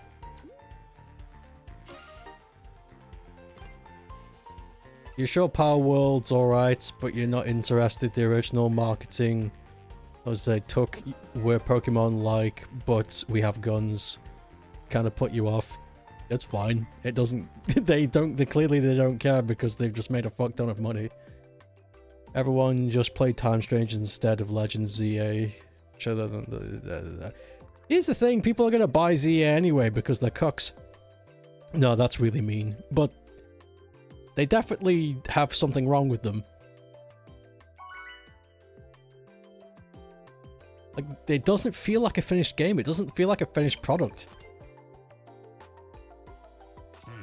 You shouldn't pay that much money for something that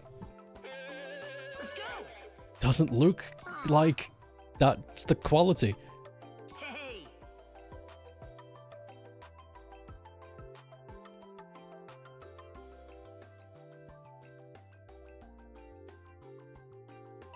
I don't know why I'm talking about it.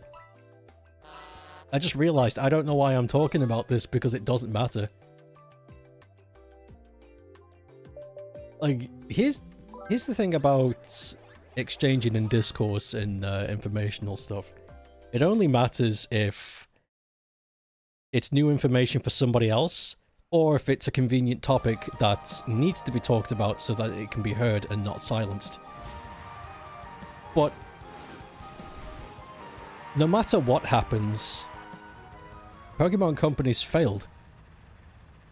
So you don't need to talk about it. In fact, nobody needs to say anything because it's gonna fail. This is one of those instances where It's like everybody in a room just looks at each other and they're just like, yeah, I mean, do we really need to have a meeting about this? We all know what we're going to choose. But we're going to choose the obvious option. Like, no one's going to choose... This is... Like, you need to be... Like, you need to be... Like, the only reason you wouldn't choose that is if you're not awake, and everybody in this room is awake, so why are we talking about this?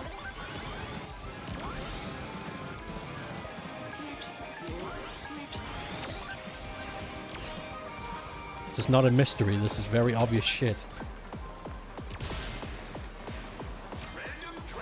They announced DLC for it already, did they? I think that's because of what happened with Pokemon Orange and Purple.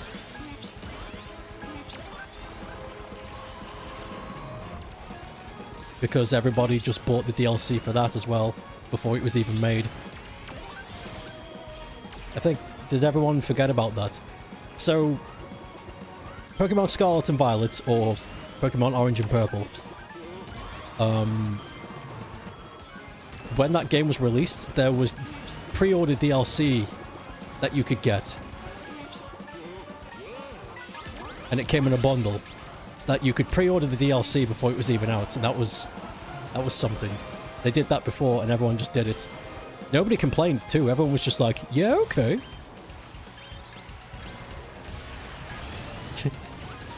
And now they're doing it again, suddenly people are like, this is bad. Probably because of how ripped off they were. Because Pokemon Orange and Purple DLC was really lame. It was fine, but it was not worth the money. Not by a long shot.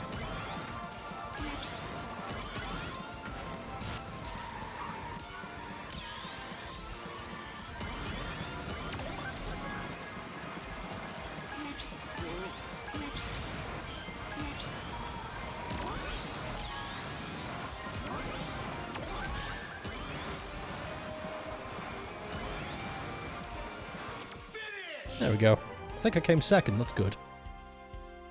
Not too bad, I guess. Not too bad, I guess.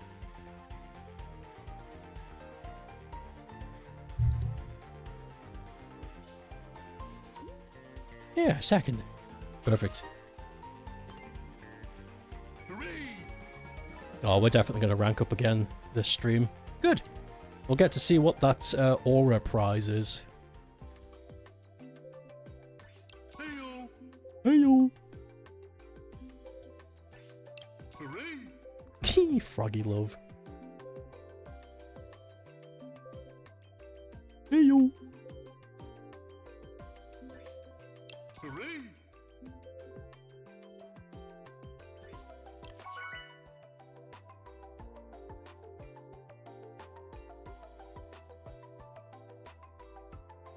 Yeah, it's fine. Nintendo's really struggling right now, socially and financially. Actually, financially they're fine. That's wrong to say. Saying they're struggling financially means they're not making money. They are making money, that's not the problem. They are struggling socially wise and business relation wise. Socially they're struggling because everybody can just see how much they're ripping off people with their high prices. And it's obvious based on their recent events that they are really, really trying hard to scam people into paying for way more than they actually need to. Such as the DLC you just mentioned, and other shit too. So socially they're struggling because everybody can see that they're just being really mean to the consumer, like they're being anti-consumer. And business relation-wise they're struggling because, from what I've heard, a lot of companies outside of Nintendo, like the big boys like Sega, Capcom, Namco, I guess suppose Konami as well, are actually struggling to even talk to Nintendo right now. Like, it's becoming really hard to find dev kits. It's becoming really hard to find any, like, developer inquiries. So here's something that big developers used to do. If they were having trouble with the dev kits or they were having trouble with a certain part of the development cycle, they could call upon a developer inquiry where they could send somebody from Nintendo who worked on the Switch 2 to go see the big boys at the company to give them like a short conference of how this architecture works to people who can recognize that. They can't get anybody. Nobody wants to go out and help.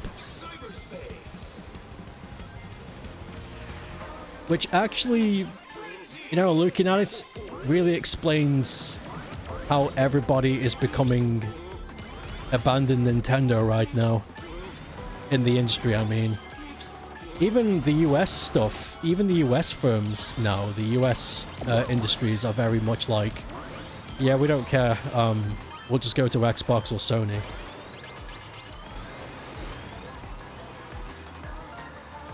It's very strange, and I don't understand why.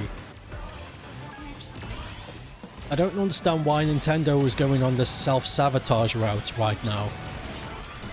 So they're deliberately pricing themselves out of a market, treating their customers like garbage after a really successful turnout with the Switch 1. And now they're also treating their business partners like ghosts. And I'm kind of like, what the fuck are you doing? Do you want to vanish? Because that's what's gonna happen.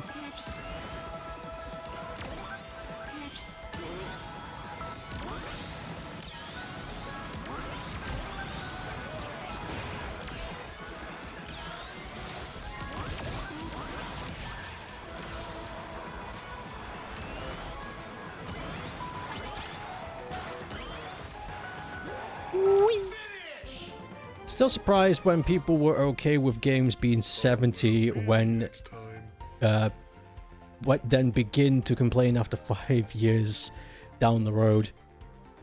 Yeah, I believe the price should match the game quality. I believe that also it's a base by base process.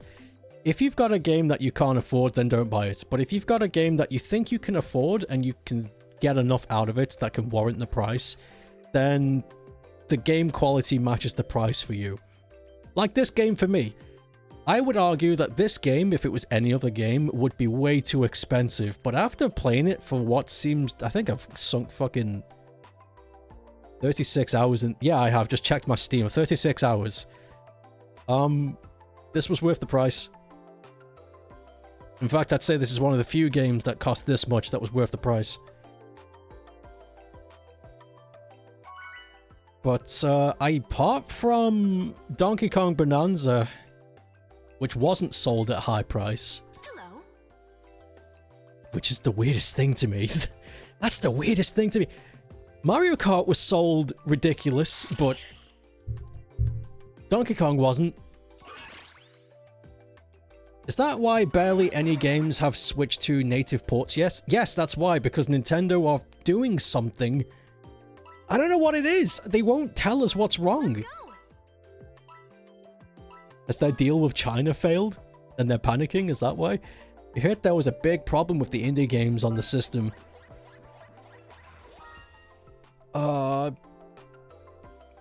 Because natively the Switch 2, even though it's even though it barks that it is the same architecture, it's not. The Switch 2 is very different.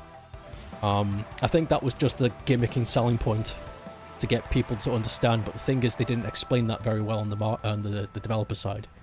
So when people try to make a game for Switch 2 and they found out that it just doesn't run, people were like, the fuck is this? So they tried to get dev kits, which no one can get.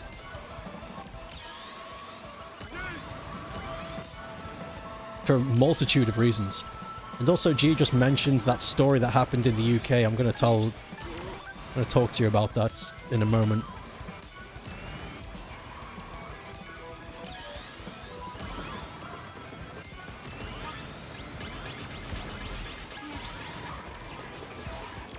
Oof.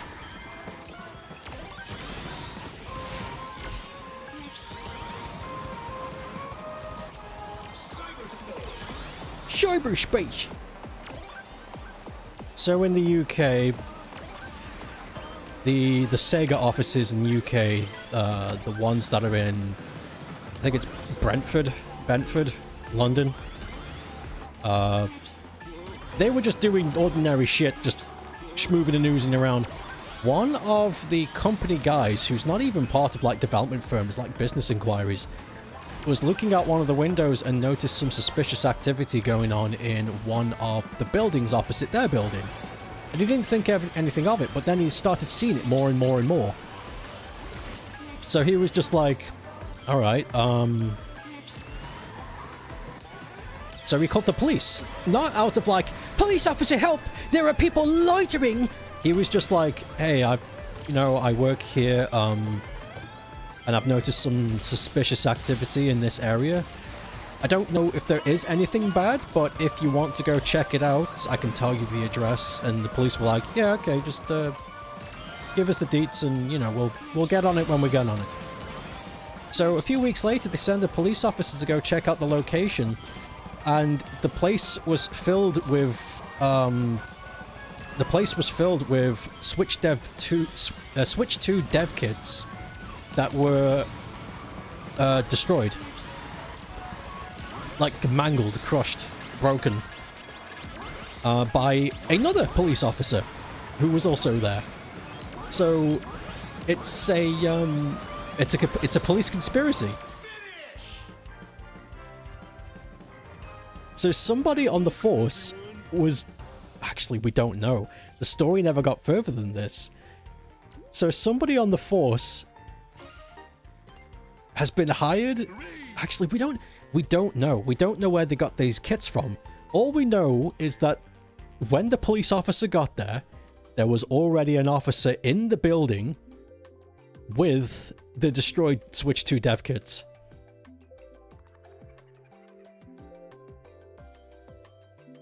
That's all we know. And the officer that was in the building already didn't know anything about the inquiry. So that means this police officer was there of their own volition, which is highly suspect. So that's going on right now. And I was talking to the devs, the mods about this.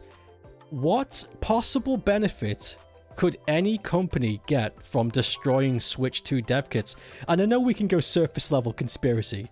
Like, oh, it's Microsoft, it's Sony, they paid them to go kidnap them. That doesn't make any fucking sense.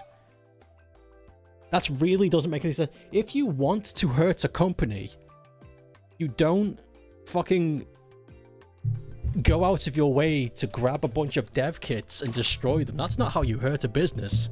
That's surface level shit. So, what is it? I don't know. Nobody knows.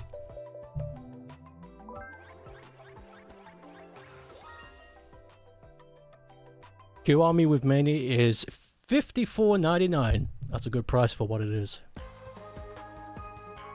Speaking of Nintendo, Bowser is leaving Nintendo. I saw. Does anybody know why Bowser is leaving Nintendo?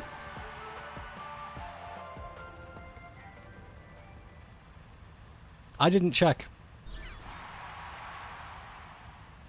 You think of those dev kits could have helped a nice little indie studio. What a shame. It is a shame.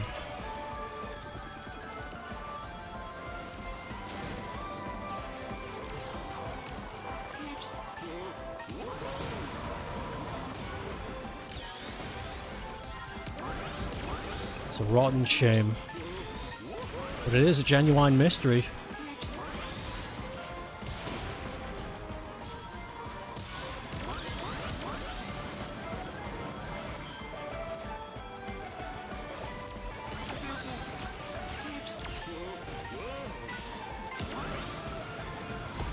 Deal with China could have gone bad, but why would China bother though? This is the part that's bothering me. Business and studio sabotage is not like how it used to be. It's not like the 80s where it's like, okay boss, let's send Knuckles out to go and punch the fuck out of some developers. It's not like that anymore. Business sabotage is way more sophisticated now, so it seems real. If that is the case, I'm gonna be like shocked because that's unga bunga levels of thuggery. If that's the case. That's why it bothers me so much, because it's like, this is not smart. If this is to get at Nintendo in some way, destroying dev kits is not the way. It's really dumb.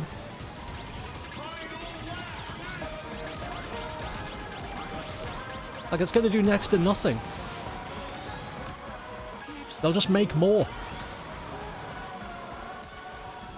If you want to hurt a business, you go way under. You attack the root. You don't fucking...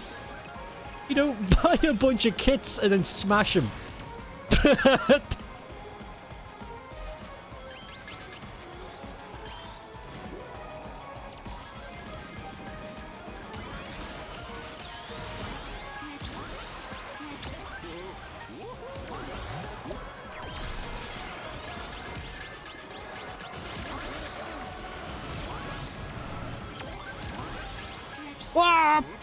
Oh well.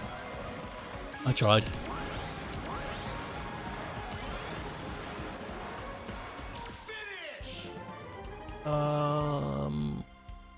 You're welcome, everyone. 2 games for the price of 1. Did Mario toss him out? You didn't take my Mario milkshake. This is what happens. Hooray! The Switch 2 dev kits are evil! They're possessed. That's why they're smashing them. That's more believable. The sad thing is, you feel like Nintendo themselves are more likely the ones to destroy the dev kits than Sony and Microsoft, because Nintendo likes things done their way. Do you think it's an in-house? Why would they destroy their own dev kits? I'm willing to that's not a you're wrong, I want you, yeah, that's a, I want to hear more about that theory. Yeah, but why? Exactly, then why make them? You have no idea. Nintendo gonna Nintendo again. It's a mystery. That thing that happened with the finding of the dev kits and seeing the police that were involved is such a fucking, like, what? Because again, if the explanation really is obvious, I'm gonna be either really shocked at how amateur that is at sabotage, or just flat out, I don't believe you. Because it's so inconsequential. So I don't think Microsoft or Sony give that much of a fuck about Nintendo to begin with, you know, they're on their own road. But if Sony or Microsoft wanted to hurt Nintendo, there are way better ways than buying a bunch of dev kits and then breaking them. Because that comes out of money pocket. And even if they're stolen, that's money out of pocket. Because they're going to have to hire somebody to do that. It just boggles me. It's such a... I really can't imagine why anybody would do that. Who does it benefit? What would it benefit to do something like that? It's such a brain teaser.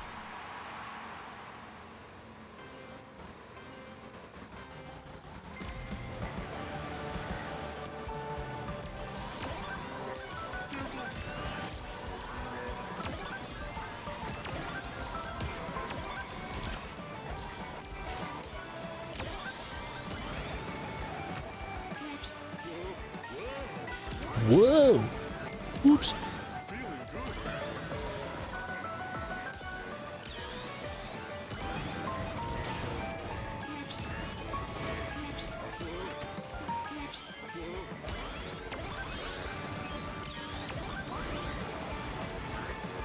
Wait a sec, did that just say some call me Johnny?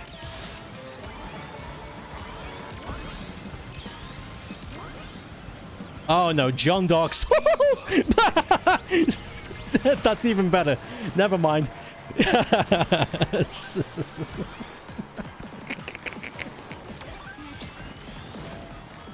Guys, it's the John Dark Souls! Oof.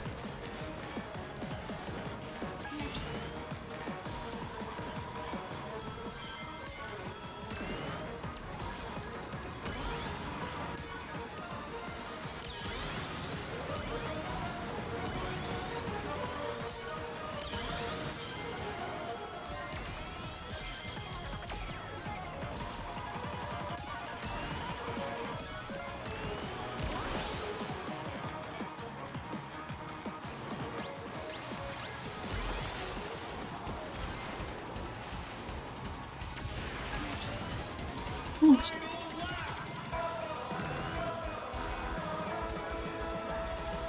Wow, I'm really far behind.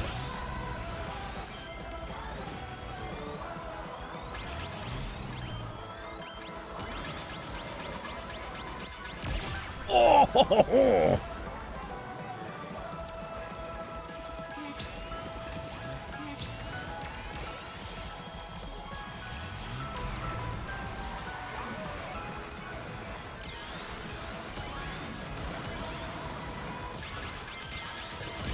Fuck! Wow, getting destroyed this race. Holy moly. Okay. You're reading up the story now. Apparently, a seller is claiming that Sega used the police to recover mistakenly discarded dev kits. Oh, is the story much more innocent than it originally thought it was then? Seriously, you think how many indie studios want to make Switch 2 upgrades and ports, but just can't? The only ones that can are the ones with big status, like Yacht Club and Team Cherry. Unless this is an entirely separate story I'm reading. Maybe. No, that sounds too similar. Sony can focus on its own history of IPs if they want to hurt Nintendo. Microsoft has a lot of issues they need to sort out themselves before doing anything first. I think Microsoft are going to stop being a console manufacturer. In the conventional sense.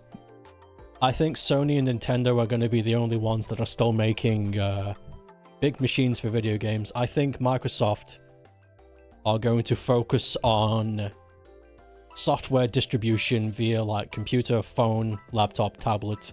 I think they might still make a console, but it won't be the way that we know it from now on. It's going to be more like their digital only console, but it's going to be like butchered. It's going to be like nearly every feature is going to be removed besides its ability to play the games, because I think Microsoft have spread themselves too thin, and clearly they're struggling with their own infrastructure.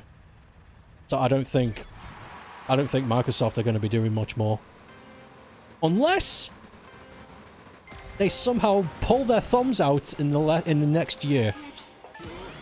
If they can do that, then sky's the limit. But they are really trying their best to come off as the villains right now, and it's very sad. They don't need to be. That's the thing. The thing is, there are some companies that act ghoulish, and it's like, I get it. Because some companies are in a really tight spot. They need to, like, do certain things to get their money back, or they need to do a tactic that's maybe considered a bit underhanded, but still, it's like, okay, I can see how you arrived there. Even though it's a bad business practice, I can see how this happened. Microsoft has never, ever needed to be like this. Microsoft has always had the money, the capita, the leverage to make the best decisions, but they choose not to. And it's sad. It's like, you guys don't need to be the villain you're choosing to be. And that's worse.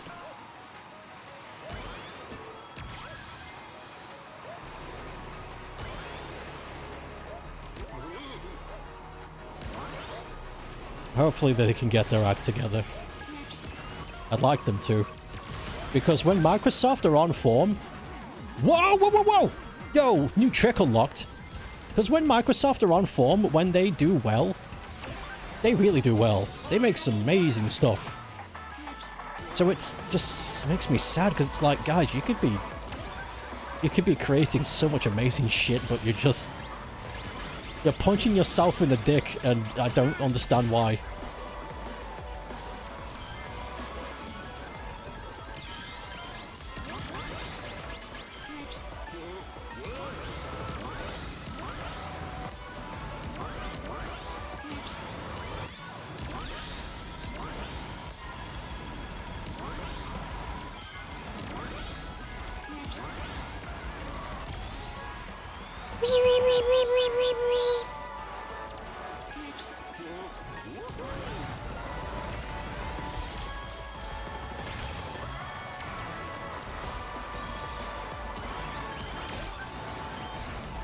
Meow.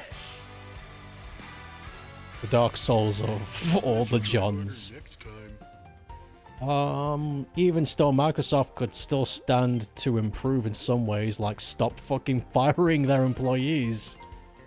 God, there's so much Microsoft could do to just improve. Microsoft drops out the race, Sega fucking launches the Genesis 2. That'd be funny. That's why you're scared to get an Xbox game in general, because are they going to obsolete at some point in the future? I don't think it's going to be that straightforward. I don't think it's going to be like they're going to bounce and everything from that point on is going to require new firmware. I think they will keep running off a similar architecture, but I don't believe Microsoft are going to continue with the straightforward consumerist line anymore. I believe they're probably going to go towards something along the lines of, say, a cannibalized version of the Game Pass, where you have to pay a service to pre-download a game, and as long as you've got that service paid, you can play that game, but it's not going to be as friendly as you think. It'll be something way worse that I can't imagine.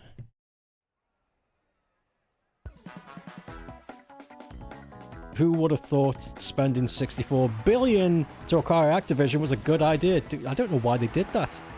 They should have just let it crash and burn, and then sucked up the acquisition rights.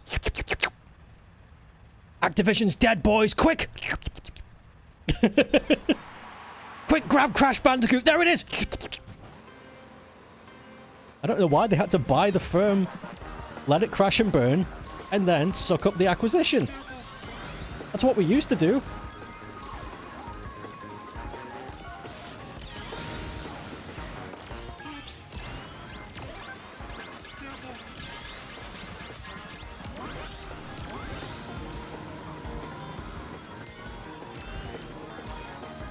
That's what Square Enix did. When Crystal Dynamics fucking died, Square Enix treated Crystal Dynamics like vultures. Square Enix were like a bunch of vultures on a corpse in the desert, and they were just waiting for it to die. And when it did, they were like, alright, here we go. This is where we make our move. And they just took it all. As fucking grim of an image that is the way to do it. Because if you let an infrastructure die and then suck up the acquisition, there's no loyalty to keeping a firm alive. It's yours. Which is what they should have done. By purchasing Activision, they have agreed to keep Activision afloat, which is one of the dumbest things. Why would you buy a dying product? Hubris, I think. I think it was hubris. I think Microsoft had so much money, they truly believed that they could keep it alive on self-support. They truly believed they could keep Activision alive on, like, life support. But now they're just like, oh, this was a mistake. This is costing way too much money.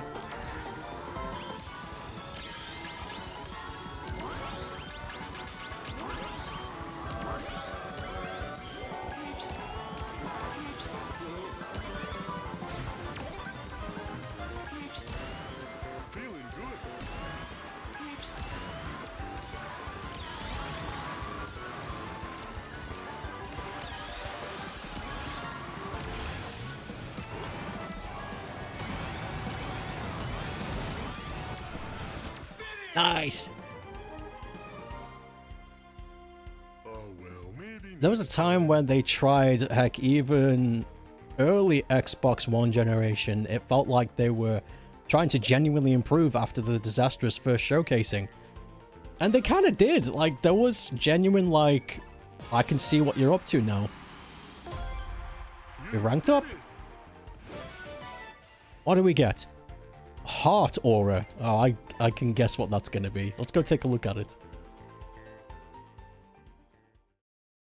That 64 billion isn't going to getting earned back anytime soon. It was a big mistake. So... yeah, it's hearts. Lovey-dovey hearts. This is my Eggmobile, by the way. So yeah, that's the decal I'm using. That's really... I like it. I like this big... It also suits Eggman, you know? He would have a giant decal of himself on the vehicle. Because he's a fucking ego freak. Yes! Anyway. What am I doing here? Heyo. There it is. Let's get a few more Big the Cat matches in. But once the series happened, they reset their laurels without being on top and fell lower and lower ever since, and I don't get why. Hubris.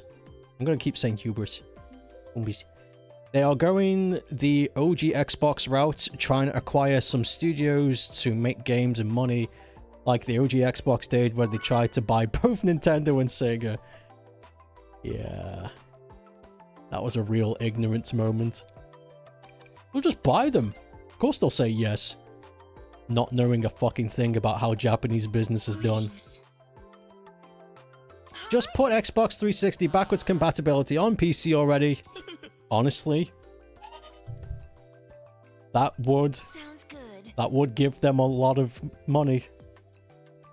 Yeah! If they did that. If they somehow emulated and backwards engineered the 360 architecture and made it run on other machines and started selling 360 games, that would really fucking sell well. That's not even a joke.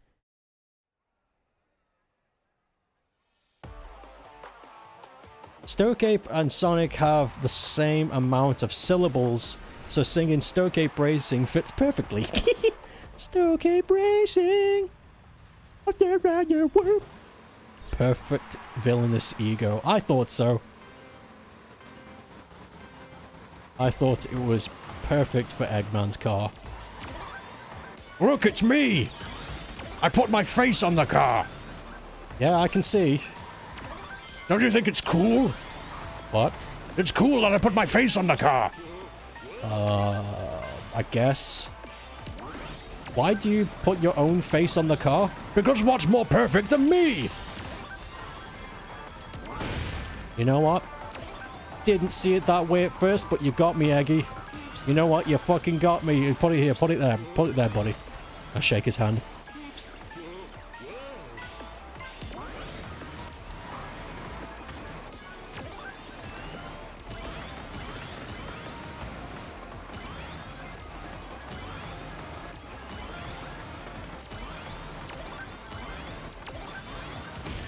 Whoa! Holy shit.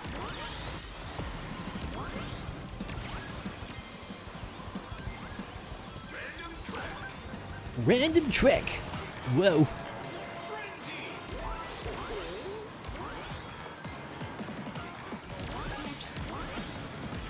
Train.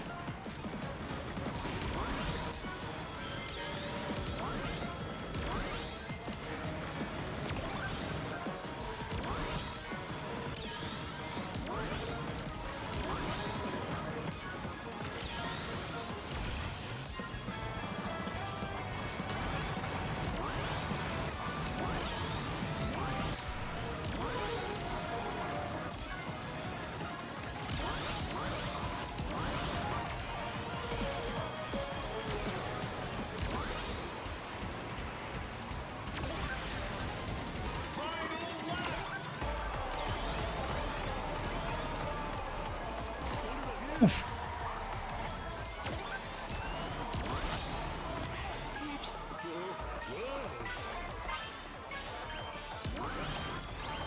Excuse me. Off! Stop! Oh no, I've slowed down so much.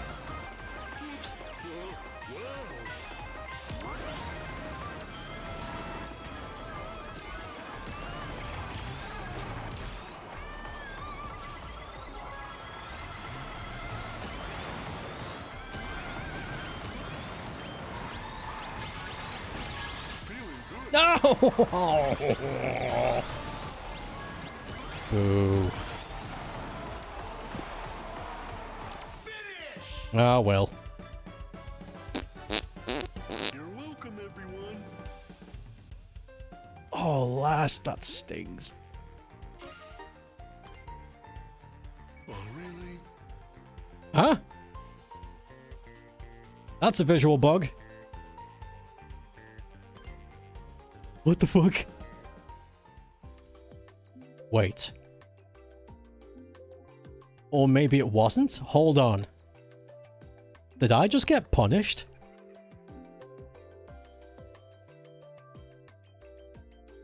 Did I just get points deducted? No. No, no, no, no. There's no way. That was a visual glitch. Because that had to have been a visual glitch. There was no fucking way I just got punished.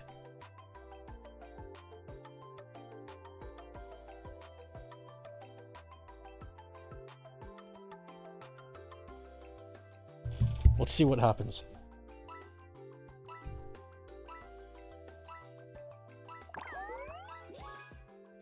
Did I get rank B+?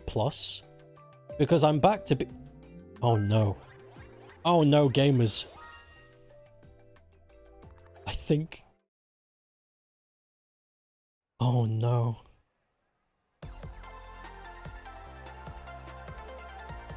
No, no, no, no, no, no. Don't assume shit yet. We gotta collect data. We gotta collect data. Let's keep going and see what happens.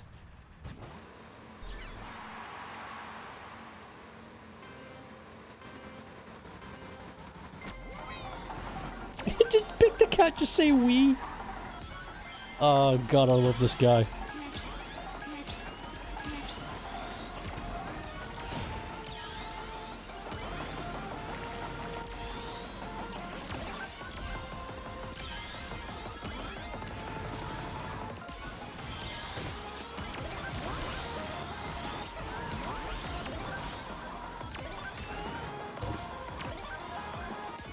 See you later.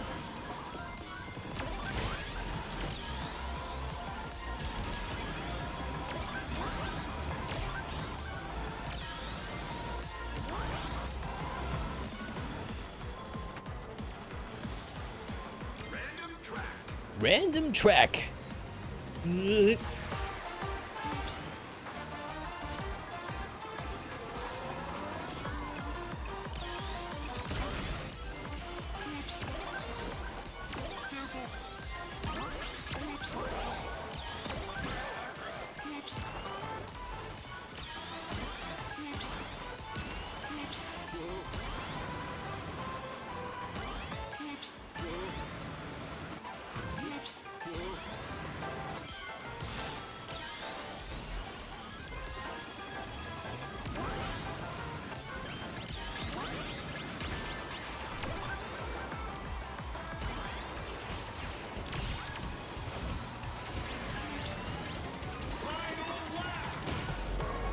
Come on!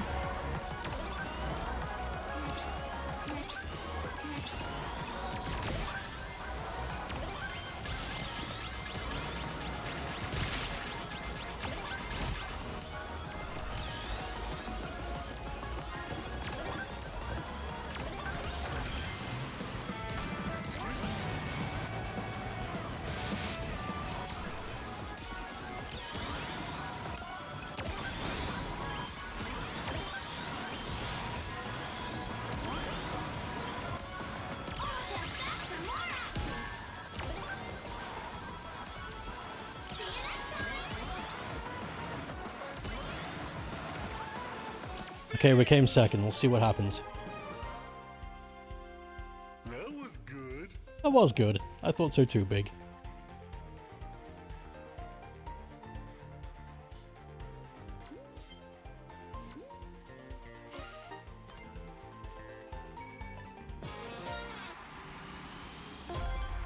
You did it. Guys. This game has a punishment system.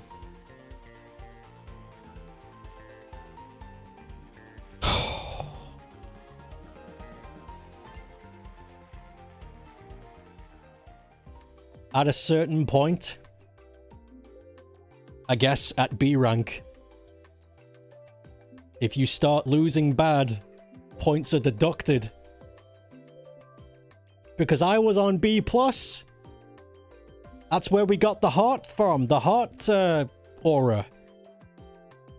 We're back to B+ because it's like Tekken and Street Fighter. No! Oh no! This stinks. So that means that the hidden unlockables for getting a high rank online will be 100% inaccessible to a very large percentage of people who buy this game now. So, let me tell you something that was shown off during the beta play. They measured how many people were leveled in each rank when it came to the beta play, how many people got to what rank. And the percentages was about what you'd expected, but only 0.2% of all the beta players managed to get to Legend. So if we just use that mathematics there, only 0.2% of all people who choose to go online in this game will never ever see the top prize.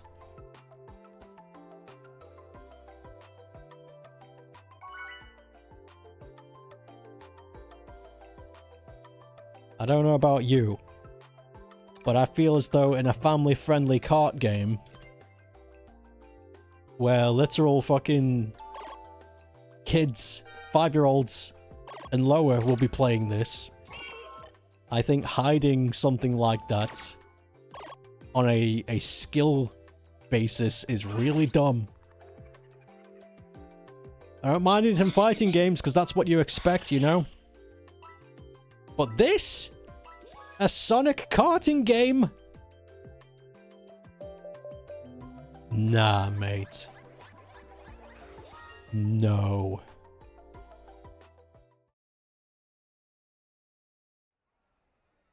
I got a big problem with this.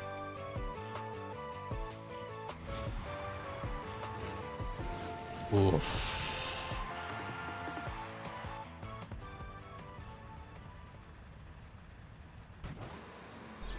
Let's hope that one of those 0.2% of people who manage to get Legend will share what you get online, because nobody else is gonna fucking know.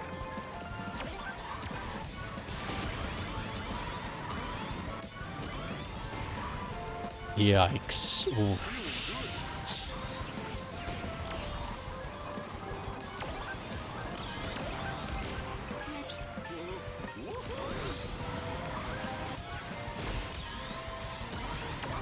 Now there's pressure. Now there's pressure in my kart game. There's pressure to perform. I'm not having fun anymore. Now I'm racing to win. Because I don't want to get demoted. Before, I was just racing because this is a fun fucking game. Now Now there's a pressure. This stinks. This legit stinks.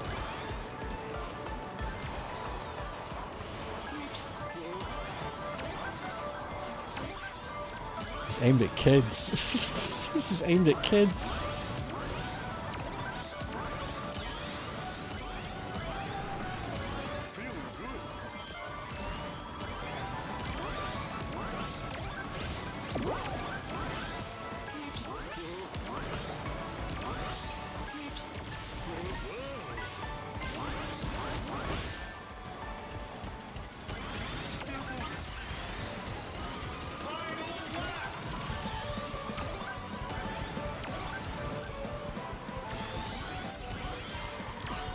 See you later. Oops.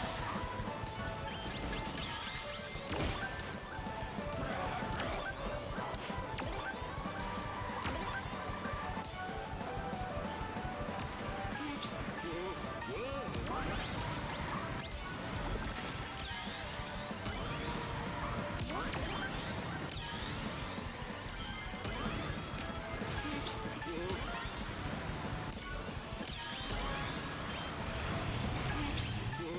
Oops. Whoa. Oops. Whoa. Oops.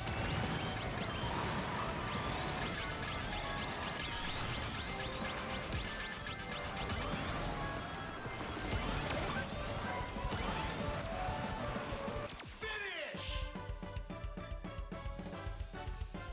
You're welcome, everyone. You're welcome, everyone. Oh my god, let's see what happens. 11th place. Am I gonna get punished? Oh, really? Yep, I got punished. I had a point taken away from me. Oh! Very bittersweet ending to the Big the Cat racing game. Thing is, they are very open to feedback for this game. As we know from the beta, maybe this is something that can be changed down the line. The thing is, I don't really give a damn much about the whole promotion-demotion thing, depending on the game's fucking theming. Because if, you know, Forza Online Racing, yeah, I get it, because, you know, there's going to be some fucking literal-ass grown adults playing it. You know? And they'll be expecting something like that. But this is a game that's all audience. Kids will be playing this, 8-year-olds.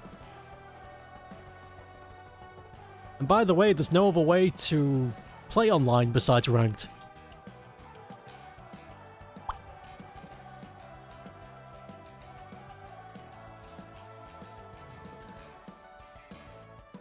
I don't know, there's a pit in my stomach. Just the idea. I don't like the idea of kids being denied a reward that no matter how hard they work to get it, they'll never get it because they're just not that lucky. 0.2% of players. It stinks and I don't like it. It smells. Something stinks and it isn't big.